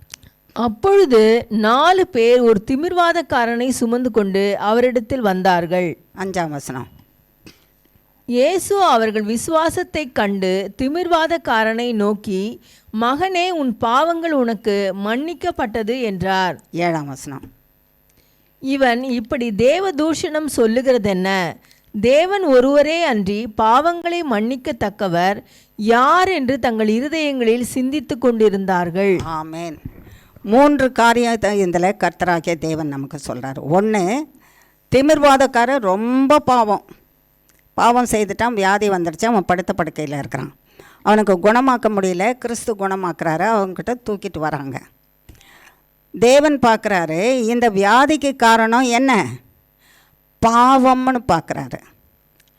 டாக்டர்கிட்ட கூட்டிகிட்டு போனீங்கன்னா இந்த வியாதிக்கு காரணம் என்னன்னா அதுக்கு டயக்னோசிஸ்ன்னு சொல்கிறோம். வியாதி எதனால் வந்திருக்குது, எந்த கிருமினால் வந்திருக்குதுன்னு கண்டுபிடிப்பார் டாக்டர். பரமபிதா அனுப்பின சர்வ வல்லமுள்ள இயேசு கிறிஸ்துவாகிய பாவ நிவாரணர், தரித்திரத்தை நீக்கி ஐஸ்வர்யத்தை கொடுக்கிறவர், பாவமாகிய தரித்திரத்தை நீக்கி வாழ்வாகிய ஆசீர்வாதத்தை கொடுக்கிறவர். அவர் டயக்னோஸ் பண்ணுறாராம். அவர் என்னது எதனாலே இந்த வியாதி வந்திருக்குதுன்னு பார்க்குறாராம். அவர் பார்க்கும்போது அவர் கண்களுக்கு அவன் செய்த பாவம் தான் தெரியுதான். பாவத்தை மன்னிக்க தானே வந்திருக்காரு. கிறிஸ்து என்னும் ரட்சகர், அவர் மனுஷருடைய பாவங்களை நீக்கி ரட்சிப்பார், அதுக்காக பிறந்திருக்கிறாரு. அவர் பரிசுத்தர், தேவகுமாரன் சொன்னார் இல்லை, தேவதூதன் சொன்னார் இல்லை யோசேப்பின் இடத்துல. அப்போது இவர் டயக்னோஸ் பண்ணுறாராம் அந்த வியாதி. இவர் ஒரு பரம வைத்தியர், பாவங்களிலிருந்து விலக்கி காக்கிற பரம வைத்தியர். எந்த வைத்தியராவது டாக்டர் அப்பல்லோ ஹாஸ்பிட்டலானாலும் சரி, எந்த ஹாஸ்பிட்டலாவது போங்க, சிறப்பு வெளிநாட்டில் கூட பாவத்துக்கு மருந்து கொடுக்குறாங்களா? நான் பாவம் செய்துட்டேங்க, அந்த பாவம் என்னிலேருந்து போயிடணுங்க. போய் கேட்டியா? 2 நாளுக்கு முன்னால் கூட ஒருத்தர் டாக்டரை போய் பார்த்துட்டு வந்தாங்க. என் பாவம் மன்னிக்கிறதுக்கு மருந்து கொடுங்கன்னு கேட்டிங்களா? கேட்கல. அவர் போய் கேட்டால் என்ன சொல்வார்? இல்லைம்மா போமான்னு சொல்ல மாட்டார். நானே தேடின்னு இருக்கிறேன் என் பாவத்தை மன்னிக்கிறதுக்கு மருந்து, நானே கண்டுபிடிக்கல, உனக்கு எங்கேருந்து கொடுப்பேன் நான்? வேறு ஏதாவது வியாதினா சொல்லுமா, உனக்கு அதை சுகப்படுத்துகிறேன் அப்படின்னு சொல்வாரா இல்லையா? இந்த வைத்தியர் இயேசு கிறிஸ்து, உனக்காக எனக்காக பிறந்த இயேசு கிறிஸ்து பாவத்தை மன்னிக்கிற மருந்து வச்சுருந்தாராம். எங்கே வச்சுருந்தாரு? அவர் முற்றிலும் பரிசுத்தர். அவர் வாயிலிருந்து வந்த வார்த்தை, உன் பாவம் மன்னிக்கப்பட்டதுன்னு சொன்ன வார்த்தையில் மகா பெரிய அக்கினிமயம் இருந்ததான். அது அவனுக்குள்ளே அவன் செய்த பாவத்தை எல்லாம் அழித்து போட்டதான். டக்குன்னு என்ன செய்தானா? படுக்கை எடுத்துகிட்டு போனான், எழுந்தது படுக்கை எடுத்துகிட்டு போயிட்டானாம், பாவம் மன்னிக்கப்பட்டது. இயேசு கிறிஸ்து முற்றிலும் பரிசுத்தமானவர், முற்றிலும் பாவம் மன்னிக்கிற வல்லமை உள்ளவர், முற்றிலும் என்றால் அவர் வார்த்தை, அவர் ரத்தம், அவர் சரீரம், அவருடைய சிந்தை, அவருடைய வஸ்திரத்தை தொட்டாலும் கூட அந்த வல்லமை இருக்குது. எலக்ட்ரிசிட்டியை தெரியாத போய் தொட்டுட்டீங்க, அவ்வளோதான். நீங்கள் திரும்பி வேணாம், நீங்கள் இந்த பூமியில் இருக்க வேணாம்னு நினச்சிங்கன்னா போய் என்ன செய்யலாம்? தொட்டால் என்னாகும்? ஆமாம், இயேசு கிறிஸ்துவை தொட்டால் பாவம் தாமா சாகும், நீங்கள் சாக மாட்டீங்க, பழைப்பீங்க. இயேசு கிறிஸ்துவை தொடுங்க, இயேசு கிறிஸ்துவை உங்கள் உள்ளத்தில் வச்சுங்க, உங்கள் சரீரத்தில் வச்சுங்க. உங்களுக்குள்ளே இருக்கிற வியாதி பாவம் செத்து போகும், நீங்கள் வாழ்ந்துருப்பீங்க. இயேசுவை தொட்டால் பாவம் தான் சாகும், வியாதி தான் சாகும். உங்களே ஐஸ்வர்யவான் ஆக்குறாரு, உங்களை தரித்திரமாக்குகிற பாவத்தை உங்களை விட்டு நீக்குகிறதுக்காக வந்திருக்காரு. தொடுவீங்களா இயேசுவை? தொட்டுட்டு போயிடுவீங்களா? எங்கே வச்சுப்பீங்க இயேசுவை? நீங்கள் எங்கே போய் தொடுவீங்க? இதில் தாம்மா இருக்கார்.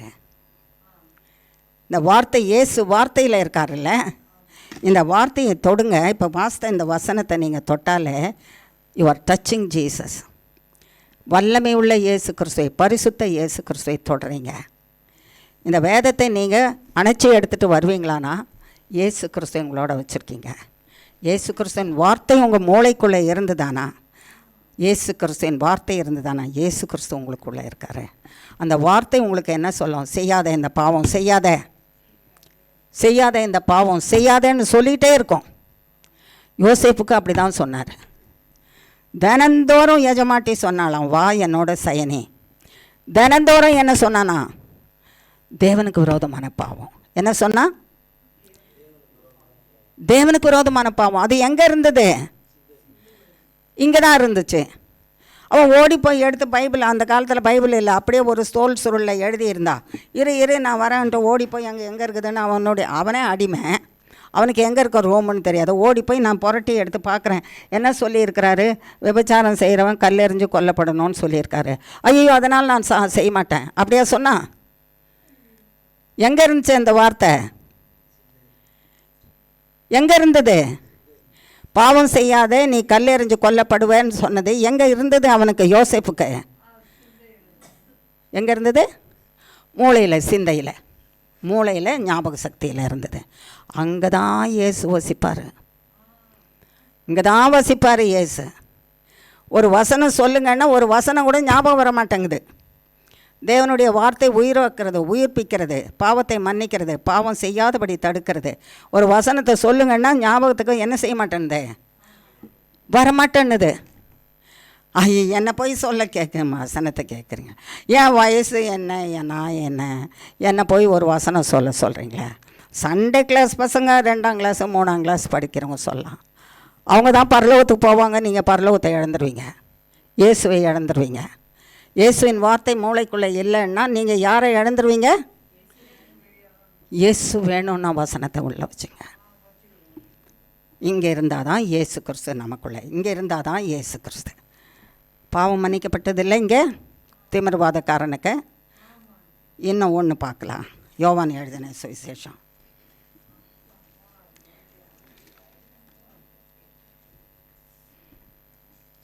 யோவான் எழுதின சுவிசேஷம். சிலரை உட்காந்து வாசிக்க சொல்லலாம், சிலரை நின்று வாசிக்க சொல்லலாம், சிலரை நடந்து வாசிக்க சொல்லலாம், சிலரை அப்படியே நடனமாடி வாசிக்க சொல்லலாம். எதுவானாலும் வார்த்தை தான் உயிரை கொடுத்துரும். ஆமாவா இல்லையா? முடியட்டும், நான் உங்களுக்கு காட்டுறேன். நீங்களும் நானுமே ஆடலாம் எப்படின்னு சொல்லி காட்டிடுறேன். சரியா?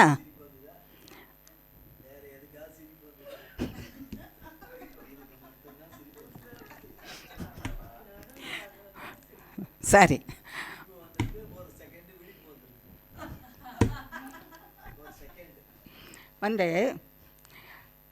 எப்படி ஆனாலும் வசனம் எங்கே இருக்குது? நடனம் ஆடினாலும் வசனம் எங்கே இருக்குது? மூளையில் இருக்குது, சிந்தையில் இருக்குது. உட்காந்து வாசித்தாலும் சிந்தையில் தான் என்ன இருக்குது? வசனம் இருக்குது. நடந்தாலும், உட்கார்ந்தாலும், குதித்தாலும், படுத்தாலும், எல்லா நேரத்திலும் வசனம் எங்கே இருக்குது? அந்த இடத்துல இருக்கு. அதுதான் விடுவிக்கும். அவர் முற்றிலும் வல்லமை உள்ளவர். இயேசு கிறிஸ்து முற்றிலும் வல்லமை உள்ளவர், முற்றிலும் சக்தி உள்ளவர், முற்றிலும் அக்னிமயமானவர். அவருக்கு எதிராக ஒரு பாவமும் நிற்காது, அழிச்சு போட்டுருவார். யோவான் எழுதின சுவிசேஷம் 8ஆம் அதிகாரம்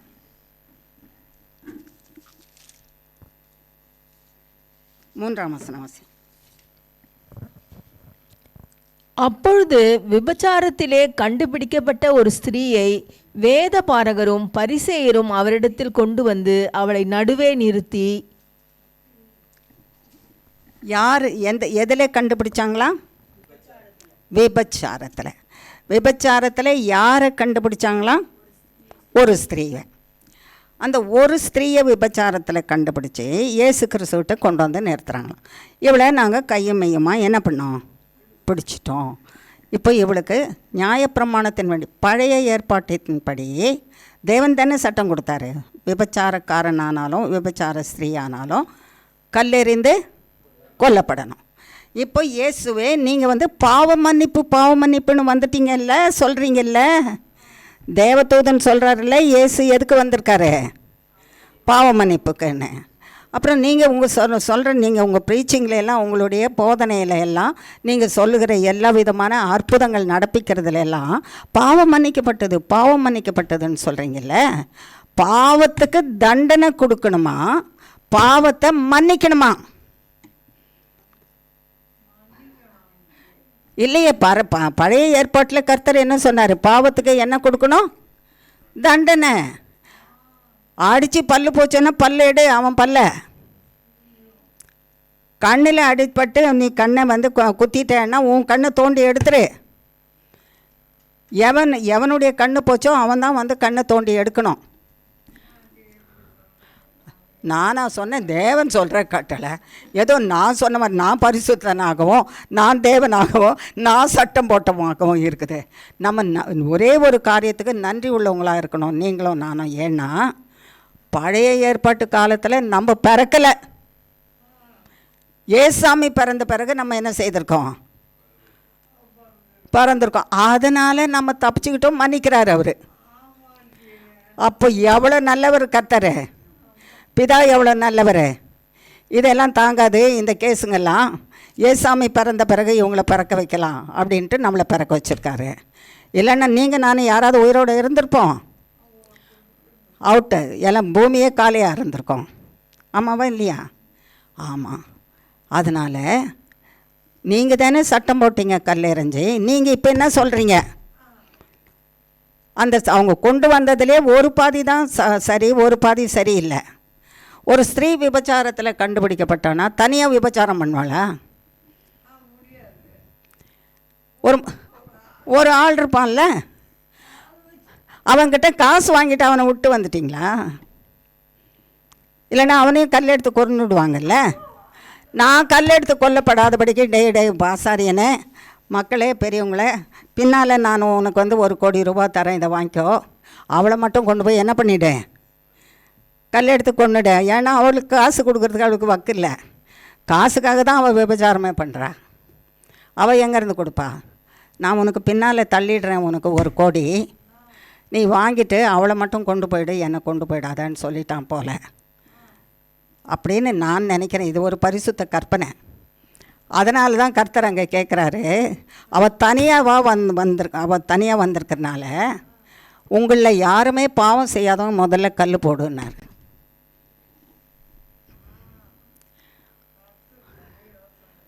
ஏம்மா அவர் யோசனை மாதிரி யாருக்குமா வரும்? தேவாதி தேவனேச்சு அவர். கல் எடுத்து போடுன்னா பார்த்தான் ஒவ்வொருத்தனும். நானே இவ கூட போயிருக்கேனே, நானே இவளோட என்ன பண்ணியிருக்கேன், அது பார்த்துட்டாரு போல இருக்குதே. இவர் எழுதின்னு இருக்கிறாரு கீழே படம். அவர் படம் போடுறது பார்த்தா நான் இவளோட இருந்ததே படம் போடுறாரு இவர்.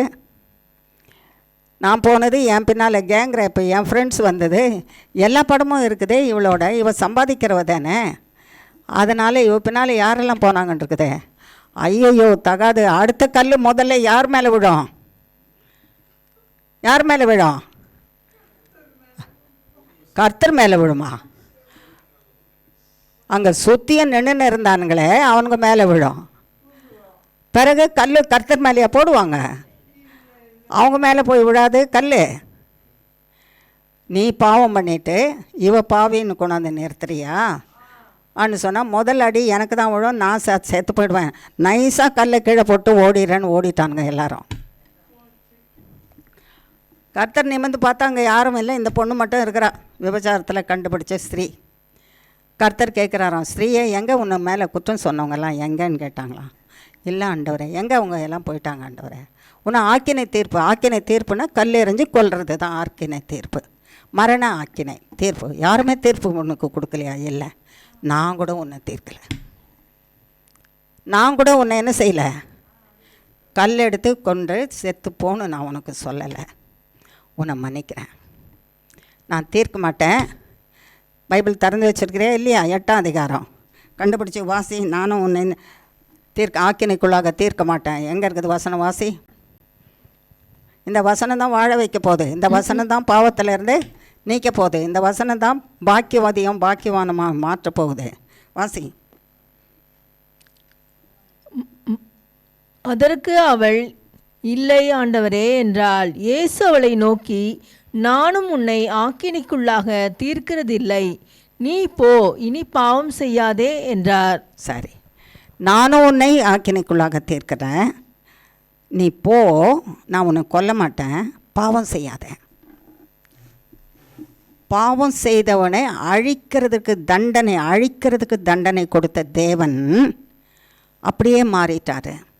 பரிசுத்த பிதா இயேசு கிறிஸ்துவை அனுப்பி பாவத்தை கொண்டு வந்த பிசாசையும் அழிப்பேன். பாவம் செய்கிற பிள்ளைகளை நான் என் இரத்தத்தினால் கழுவி பரிசுத்தப்படுத்தி நித்திய ஜீவனை கொடுத்து, அவங்க இழந்து போன பரிசுத்தத்தை கொடுத்து, இழந்து போன ஐஸ்வர்யத்தை கொடுத்து, தரித்திரத்தை நீக்கி அவங்களே நித்திய ஜீவன் கொடுத்து வாழ வைப்பேன்.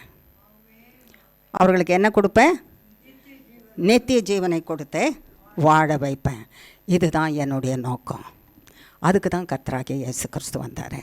பாவத்தை அழிக்க வந்தேன், பாவத்தை கொண்டு வருகிற சாத்தானை அழிக்க வந்தேன், பாவம் செய்கிற உன்னை மன்னிக்க வந்தேன். உனக்கு என்னுடைய ரத்தத்தை கொடுத்து மன்னித்து உன்னை என் பிள்ளையை ஆக்கிறதுக்கு வந்தேன். நான் எங்கே இருக்கிறேனோ அங்கே வச்சுக்கிறதுக்கு வந்தேன். உன்னை பரலோகத்தில் நித்திய ஜீவன் பெற்று வாழ வந்தேன். இப்போ நீங்கள் நினைக்கலாம், எல்லாம் பைபிளில் இருக்கிறத சொல்கிறீங்க, இன்றைக்கும் நடக்குதா? இது பைபிளில் இருந்து தானே கர்த்தர் மன்னிச்சாருன்னு சொல்கிறோம். இன்றைக்கி நம்முடைய வாழ்க்கையில் மன்னிப்பு இருக்கா? இன்றைக்கி வந்திருக்கிற ஒருத்தராவது நான் பிறந்ததுலேருந்து மகா பரிசுத்தமானா இங்கே வந்து உட்காந்துருக்கேன்னு சொல்ல முடியுமா? சொல்ல முடியுமா? சொல்ல முடியுமா? வாயை திறந்து சொல்ல முடியுமா? சொல்ல முடியாது. இப்போ நான் உயிரோடு இருக்கிறேன், பாவமே செய்யலைன்னு சொல்ல முடியாது. ஆனால் நான் உயிரோடு இருக்கிறேன். பாவம் செய்தவன் சாகணும்ல, ஆனால் உயிரோடு இருக்கிறேன்ல பிறந்ததுலேருந்து இது வரைக்கும். அப்போ என் பாவத்தை மன்னித்தது யார்? சொல்லுங்க பார்க்கலாம். என் பாவத்தை மரித்த இயேசு கிறிஸ்து எனக்குள்ள வாசமாக இருக்கிறார். என் பாவம் சிவேரென்று இருந்தாலும் அதை என்னவா மாற்றுவாரா?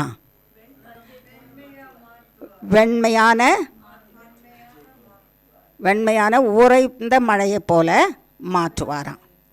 என் பாவம் சிவேரென்று இருந்தாலும், இரத்தாம்பர சிவப்பாக இருந்தாலும், அதை பஞ்சை போல மாற்றுகிறவர். இந்த வசனத்தை கூட மனப்பாடமாக நீங்கள் சொல்லன்னா இங்கே யார் இருக்கா? இது தானே நம்மளை காக்கிறது. நான் எதனால் மன்னிப்பு பெறுவேன்? ஆண்டவரே, நான் பாவம் பண்ணிட்டேனே, நான் தப்பு பண்ணிட்டேனே, நான் தப்பாக பேசிட்டேனே, பேச வேண்டாதது செய்துட்டேனே, நான் இப்படி நடந்துட்டேனே, அது எனக்கு பாவமாக இருக்குதே. ஆனால் என்னை மன்னிக்கிறேன்னு சொல்லியிருக்கிறீங்களே, என்னை மன்னிங்க. எதை கொண்டு நான் உங்களை மன்னிங்கன்னு கேட்பேன். இந்த வசனத்தை கொண்டு. ஞாபகம் இருக்குதா எங்கே இருக்குதுன்னு அந்த வசனம்? தேடி எடுத்துருவீங்களா? எடுங்க பார்க்கலாம், எடுத்து வாசிங்க. என் பாவம், உன் பாவம் சிவேரென்று இருந்தாலோ. ஓ, அதுதான் தெரியும். இதை வந்து தேடுறீங்களா? ஏசாமி மன்னித்தது இப்போ படித்தது நாங்கள் தேடி எடுத்துருவோமா? சரி, உங்களுக்கு ஹோம்ஒர்க்கு. ஏன்னா நான் சொல்லிகிட்டே இருந்தேன்னா நீங்கள் என்ன செய்ய மாட்டீங்க. அவ்வளோதான். நீங்கள் காற்றுல விட்டுட்டு போவீங்க. காற்றுல விடுறதுலேருந்து மண்டையிலிருந்தும் போயிடும். அடுத்தது வந்து இந்த இடத்துல இருந்தால் தான் நீங்கள் வாழ்வீங்க, மன்னிப்பு கிடைக்கும். இதானே ஜீவன் இயேசு கிறிஸ்து. இங்கே தானே இருக்கணும் அவர். என் பாவம் சிவேர் என்று இருந்தாலும் உறைந்த மழையை போல வெண்மையாக்குகிற தேவன். என் பாவம் இரத்தாம்பரத்தை போல சிவப்பாக இருந்தாலும் உறைந்த வெண்மையான பஞ்சை போல மாற்றுகிற தேவன். என்னை அப்படி மாற்றிடுங்க ஆண்டவரே. இது ஏன் சிலர் வந்து என்ன இவங்க சிலரை என்ன பண்ணணும்? ஹோம்ஒர்க் பண்ணுங்கன்னு சில பெற்றோர் இப்படி தான் பசங்களை படிக்க விட மாட்டாங்க, கெடுத்து நாசமாக்கிடுவாங்க, குட்டி சோறாக்குவாங்க. ஏன்னா ஹோம்ஒர்க் பண்ணிட்டு வாங்கன்னு டீச்சர் சொல்லியிருப்பாங்க. அவங்க போய் புஸ்தகத்தில் தேடுறதுக்குள்ளே இரு நான் உனக்கு கண்டுபிடிக்கிறேன்னு அந்த தாய்மார் தாப்பன்மார் அதை எடுத்து சொல்லி இந்த எழுதி கொண்டு போய் காட்டிடுன்னு. அந்த பிள்ளைக்கு அது பொண்ணோ பையனோ அது மண்டைக்குள்ளே எப்படி இருக்கும்? அதுவாக தேடும்? தேடல, தேடினா தானே தெரியும். தேடி அது மனசுக்குள்ளே. அந்த மாதிரி இங்கே கூட சில பெற்றோர் இருக்கிறாங்க. இங்கே கூட சில பெற்றோர் வந்திருக்கிற தேவ பிள்ளைகளை கெடுக்கிறதுக்கு பார்த்துட்ருக்குறாங்க. சரி, இன்றைக்கி எடுத்துட்டோம்ல, இனிமேல் எங்கேருந்து போயிடக்கூடாது, மனசில் இருந்து போயிடக்கூடாது. சரி, ஒரு சம்பவத்தை சொல்லி உங்களுக்கு என்ன செய்கிறேன், கர்த்தர் முடிக்கும்படி சொல்கிறாரு. டைம் ஆனாலும் இந்த சம்பவத்தை கேளுங்கன்னு கர்த்தர் சொல்கிறாரு. சில வருஷங்களுக்கு முன்னால எங்கள் வீட்டுக்கு ஒரு நபர் வந்தாங்க. ஒரு நபர்னால் ஒரு நபராக வரல,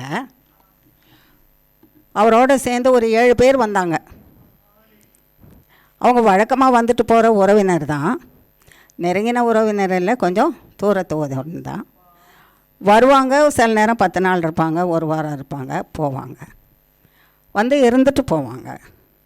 இந்த முறை வந்தது மகா க்ஷீணமான நிலைமையில் வந்தாங்க. க்ஷீணமான நிலைமைன்னு சொன்னால் கேன்சர் வியாதியினால் கஷ்டப்பட்டு அவங்க இருக்கிற ஊர்லேயே வைத்தியம் பார்த்து சர்ஜரி பண்ணி, சர்ஜரின்னா என்னது, வெரி குட், ஆப்ரேஷன் பண்ணி, அறுவை சிகிச்சை ஆப்ரேஷன் பண்ணி முடித்தாங்க. அதுக்கு வந்து முற்றிலுமாக என்ன கிடைக்கல, சோகம் கிடைக்கல. அது எல்லா இடத்துலையும் பரவி போச்சு. அது பரவி போய் சரீரம் முழுவதிலும் பரவி இனி மரணம்தான் அவருக்கு. அந்த நேரத்தில் என்னுடைய கூட பிறந்த சகோதரன் மூத்தவர் வைத்தியர். கர்த்தர் அவர் கொடுத்த ஞானத்தினால அவர் வைத்தியம் பார்த்தாருன்னா பிழைப்பாங்க அந்த வியாதியஸ்தர். அவங்களோட அங்கே போயிட்டாங்க எல்லாரும் குடும்ப சகிதமாக. நீங்கள் தான் இந்த நபருக்கு, அவருக்கும் அவர் வந்து வயசில் பெரியவர், ஒரு தாய் மாமா உறவு, நெருங்கின உறவு இல்லை, வந்திருக்காங்க. அங்கே கேட்டால் என் சகோதரன் சொன்னாராம், இங்கே வந்து இதுக்கு மருந்து பார்க்க வைத்தியம் இல்லை, சென்னைக்கு போங்க, சென்னையில் அடையாரில் ஒரு கேன்சர் ஹாஸ்பிட்டல் இருக்குது, அங்கே இதுக்கு ட்ரீட்மெண்ட் கொடுப்பாங்க. இதை ரொம்ப முத்தி போன ஸ்டேஜ், நம்பிக்கை இல்லாத ஸ்டேஜ் கூப்பிட்டுப்பாங்க. அவங்க நேராக வந்தாங்க, ஆஸ்பத்திரிக்கு தானே போனோம்,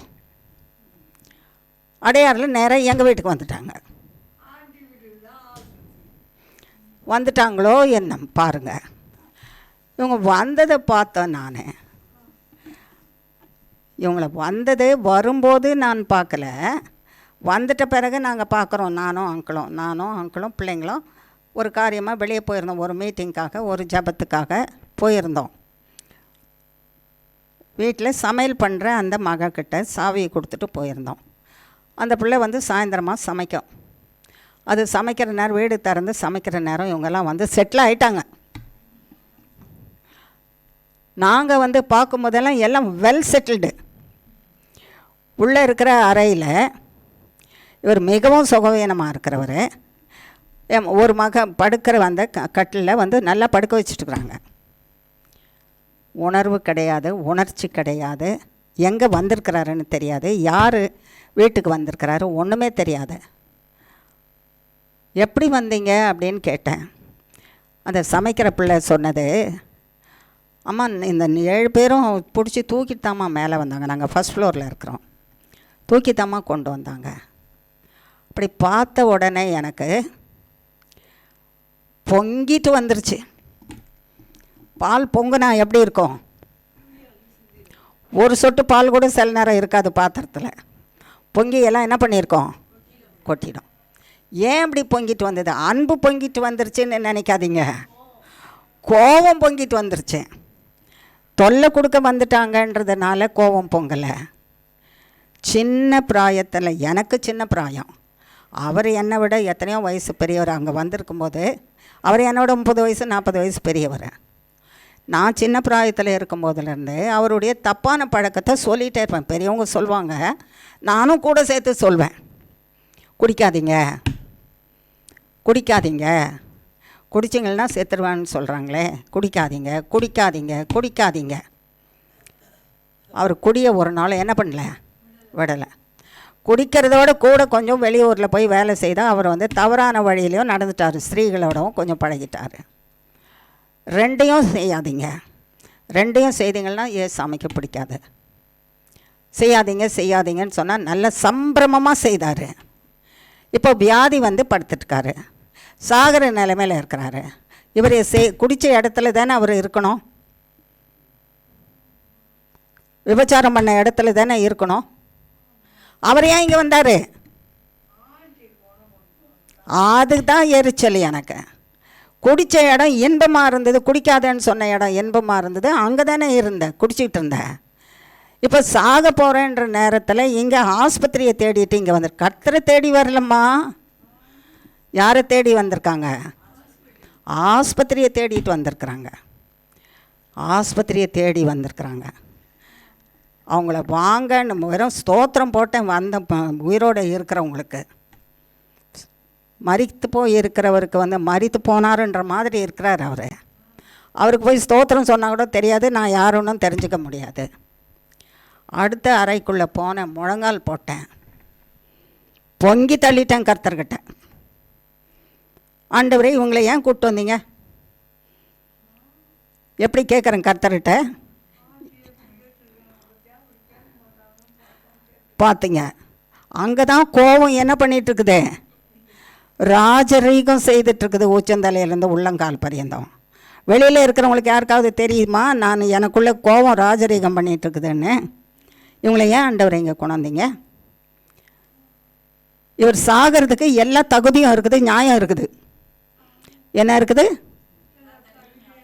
எல்லா தகுதியும் இருக்குது, நியாயமும் இருக்குது. நான் என் சின்ன பிராயத்தில் இருந்தே எனக்கு தெரிஞ்ச போது நான் சொல்லிகிட்டே இருந்திருக்கிறேன், குடிக்காதீங்கன்னு, தவறாக நடக்காதீங்கன்னு கூட சொல்லியிருக்கேன்.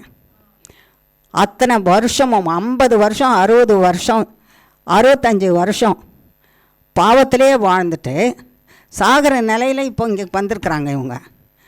என்னாலெல்லாம் வச்சு பார்க்க முடியாது ஆண்டவரை. இவங்கள ஆஸ்பத்திரிக்கு வந்திருக்காங்க.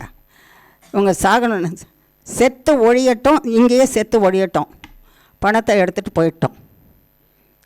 இவர் வந்து சாகிறதுக்கு தகுதி உள்ளவர், முற்றிலும் பாவம் செய்தவர், சாகிறதுக்கு என்ன உள்ளவர் சொல்லி பொறுமை தள்ளி ஒரு 15-20 நிமிஷம் ஜெபம் பண்ணிட்டேன். எல்லாம் என்ன யோசிச்சுருப்பாங்க, உயிரோடு எழுப்புங்க ஆண்டவரே, மன்னிங்க ஆண்டவரேன்னு ஜெபம் பண்ணிகிட்ருப்பாங்கன்னு நினச்சிருப்பாங்க. ஒருவேளை அங்கிள் கூட அப்படி தான் நினச்சிருப்பாங்க, என்னமோ ரொம்ப உருக்கமாக போய் ஜெபம் பண்ணிகிட்ருக்கிறாளே வந்து, அதனால் இந்த நபர் ஏதாவது உயிரோடு எழும்பட்டோம் அப்படின்னு நினச்சிட்டு வந்திருக்கிறப்ப ஜெபம் பண்ணுறா போல் நினச்சிருப்பார். நான் இங்கே பொறுமையெல்லாம் பொறுமிட்டு இப்போ இங்கே செத்தா கூட பரவாயில்ல ஆண்டவரேன்னு சொல்லிட்டேன். சொல்லி முடித்த பிறகு கர்த்தர் என்கிட்ட ஒரு கேள்வி கேட்டார். பாவத்து நிமித்தமாக அவனை கொல்லணும்னா முதல்ல உன்னை கொல்லணுமேமானார். பாவத்திலேயே முழுசாக அவன் வந்து என்ன பண்ணிகிட்ருக்கான், வாழ்ந்துட்டுருக்குறான். அவனை வந்து கொலை பண்ணிவிடுங்க நீங்கன்னு சொன்னியானா முதல்ல நான் என்ன செய்யணும், உன்னை பண்ணு. என்னையா ஆண்டவரை பண்ணுறீங்க? நான் குடிக்கிறேனா, நான் விபச்சாரம் பண்ணேனா, என்னை ஏன் பண்ணு? ஒரு ஆத்மா உயிர் பிழைக்கிறதுக்கு ஜெபம் பண்ணணும், அவனை கொல்லணும், அவன் சாகணும்னு நீ விரும்பினியானா அது வந்து பாவம் இல்லையா? அவனுக்கு பாவ தண்டனையும் அவனும் மரண தண்டனைக்குள்ளே சகோதரனை பகைக்கிறவன் மரணத்திலே வாழ்ந்து கொண்டு இருக்கிறான், பாவத்திலே வாழ்ந்து கொண்டு இருக்கிறான். அவனை பகைக்கிறியே, பாவம் செய்துட்டான்னு. நான் அவனை நேசிக்கிறேனே, நீ வந்து அவனை பகைக்கிறியே, சாகணும்னு சொல்கிறியே. அப்படி பார்த்தா அவன் சாகணும்னு சொல்கிறது நீ பகைக்கிற உன்னை முதல்ல உன்னை கொல்ல வேண்டியதாக இருக்கும். உன்னை எப்படி கொல்லுவேன்? உன்னை நான் கொல்லாமல் நீ பிழைக்கணுன்னா அவனுக்கு மன்னின்னு சொன்னார். யாருக்கு மன்னி? பாவம் செய்தவனுக்கு என்ன பண்ண மன்னின்னு சொன்னார். நான் சொன்னேன், ரொம்ப கஷ்டம் ஆண்டவரே, எனக்கு ரொம்ப கஷ்டமாக இருக்குது, என்னால் மன்னிக்கவே முடியல. ஒன்று கேட்குறேன், உங்கள் அன்பை எனக்கு ஊற்றுனீங்கன்னா நான் போய் மன்னித்து ஜெபம் பண்ணுவேன். உங்கள் அன்பு இல்லைன்னா என்னால் மன்னிக்கவே முடியாது.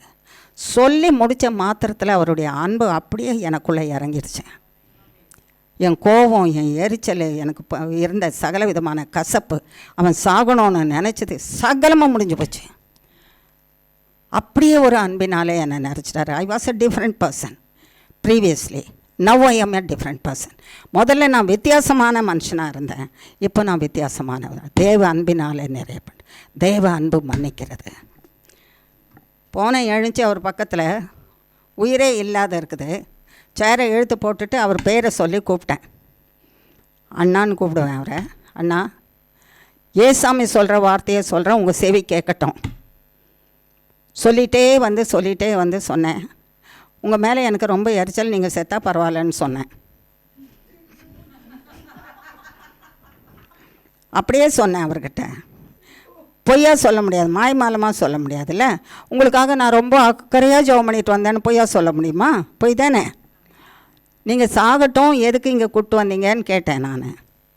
எதுக்காக கேட்டேன்னா, நீங்கள் முற்றிலும் பாவத்தில் இருக்கும்போது செய்யாதேன்னா செய்துட்டே வந்தீங்க. 60 வருஷமாக பாவத்திலே வாழ்ந்தீங்க. இன்றைக்கி சாகிற நிலைமையில் வரும்போது இங்கே வந்திருக்கிறீங்க. அதனால் சாகிறதுக்கு எல்லா தகுதியும் இருக்குதுன்னு சொன்னேன். ஏசாமி என்ன சொன்னார் தெரியுமா? அவன் மன்னிப்பை பெற்று வாழறதுக்கு ஒரு தகுதி இருக்குதுன்னு சொன்னார். அவன் மன்னிப்பை பெற்று வாழ்கிறதற்கு என்ன இருக்குது? ஒரு தகுதி. அது என்ன ஒரு தகுதி? என் ரத்தம், நான் சிலுவையிலே மரித்த சிந்தின பாவ மன்னிப்புக்காக சிந்தின அந்த ரத்தமாகிய ஒரு தகுதி இருக்குது. அவனுக்கு ஒரு தகுதி இருக்குது. அந்த ரத்தத்தின் நிமித்தமாக இந்த ரத்தம் மன்னிக்குது. இயேசு கிறிஸ்துவின் நாமத்தினாலே என்னை மன்னியோன்னு கேளுங்க. இயேசு கிறிஸ்துவின் ரத்தத்தினாலே என்னை மன்னியோன்னு கேளுங்க, என்னை மன்னியோன்னு கேளுங்க, என்னை மன்னியோன்னு கேளுங்கன்னு சொல்லிகிட்டே இருக்கு. சொல்லி சொல்லி சொல்லி சொல்லி கொஞ்சம் தெளிவு வந்துருச்சு. கொஞ்சம் தெளிவு வந்து பேச முடியாத இருந்தவர் கொஞ்சம் விஸ்பர் பண்ணுவாருன்னா ரகசியமாக பேசுகிற மாதிரி பேச ஆரம்பித்தேன். இப்போ நான் ஜெபம் பண்ண போகிறேன் உங்களுக்காக. சரின்னு சொன்னார், தலையாட்டினார். அங்கேயே முழங்கால் படிக்கிட்டு சேரை பிடிச்சிட்டு நான் முழங்கால் படிக்கிட்டு ஜெபம் பண்ணிகிட்ருக்கேன். எவ்வளோ நேரம் ஜெபம் பண்ணுவோனோ தெரியாது. உங்களுக்கே தெரியும், ஆண்டி ஜெபம் ஆரம்பித்தா எப்போ முடிப்பாங்கன்னு தெரியாதுன்னு இருப்பீங்க இல்லை? எப்போ முடிப்பாங்கன்னு தெரியாது. ஏசாமி முடித்தா தானே முடிக்க முடியும். நான் அவசரப்பட்டு முடிச்சுட்டா அவர் எனக்கு வந்து பெரம்பு எடுத்துக்கிட்டார். நான் என்ன பண்ணுறது? உனக்கு என்ன அத்தனை அவசரம்? அவனுக்கு அவசரம், அறிவு கட்டவன் அவசரமாக இருக்கான், அறிவு இல்லாதவன் அவசரமாக இருக்கிறா. என்ன அறிவு? தேவ அறிவு. கர்த்தர் அறிவு இல்லாதவன் சொல்கிறது எந்த அறிவை பற்றி சொல்கிறாரு? தேவனை பற்றிய அறிவு, தேவ சமூகத்தில் காத்திருக்கிற அறிவு, தேவன் பேசுகிறதை கேட்டு அதன்படி நடக்கிற அறிவு இல்லாதவர்கள். அவங்க இருக்கிற மாதிரி நீ என்ன பண்ணக்கூடாது? இருக்கக்கூடாது.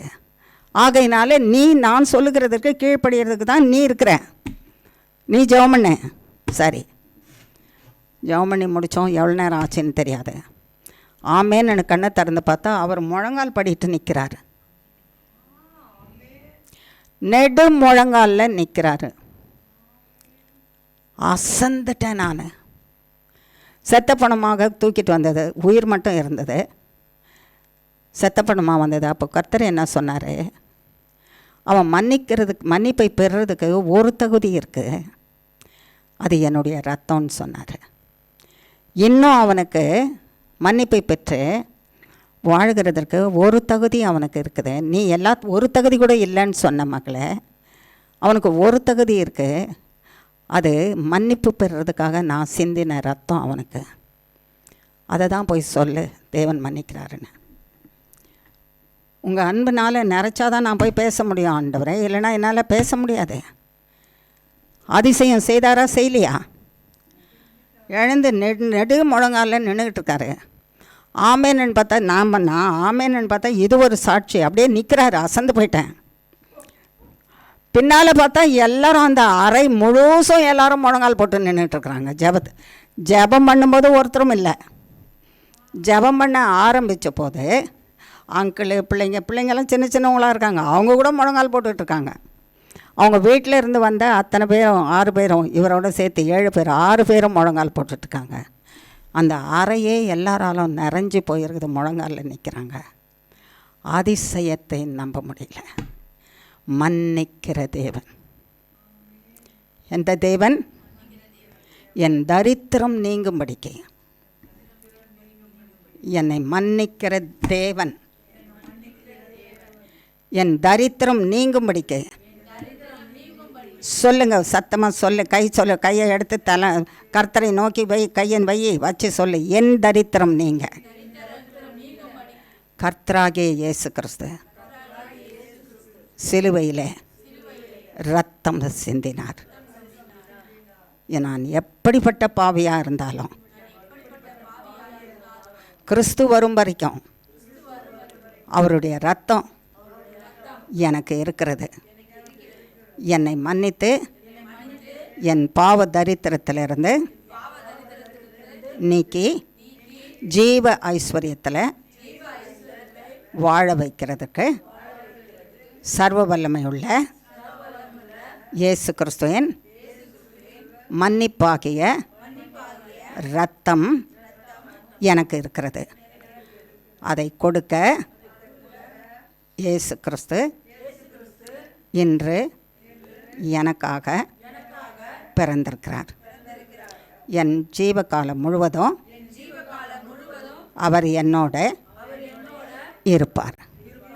நான் அவரோட வாழ்ந்து அவரை மகிமைப்படுத்தி அவருக்கு சாட்சியாக வாழ்வேன். கர்த்தாவே, இந்த உதவியை, இந்த நன்மையை எனக்கு செய்வீராக என்று இயேசு கிறிஸ்துவின் நாமத்தினாலே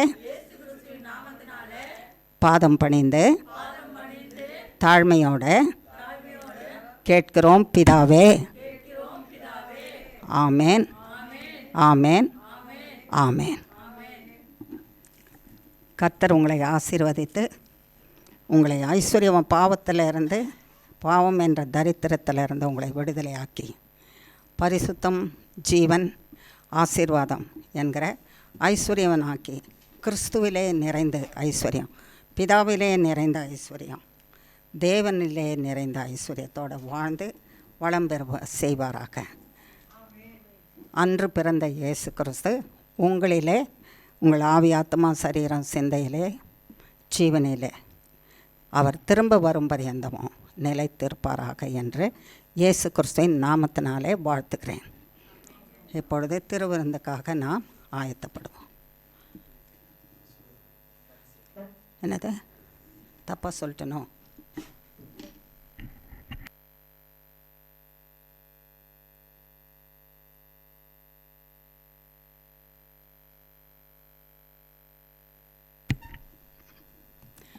கர்த்தருக்குள்ள அன்பான தேவ மக்களே, திருவிருந்து பெறுகிறதுக்கு முன்னதாக செய்தி முடிந்து ஆராதனை முடிந்ததுனால நாம் என் ஆத்துமாவே கர்த்தரை ஸ்தோத்ரி என்று சொல்லி இந்த ஆராதனை இந்த நேரத்தில் இந்த வேளையில் நாம் முடிப்போம்.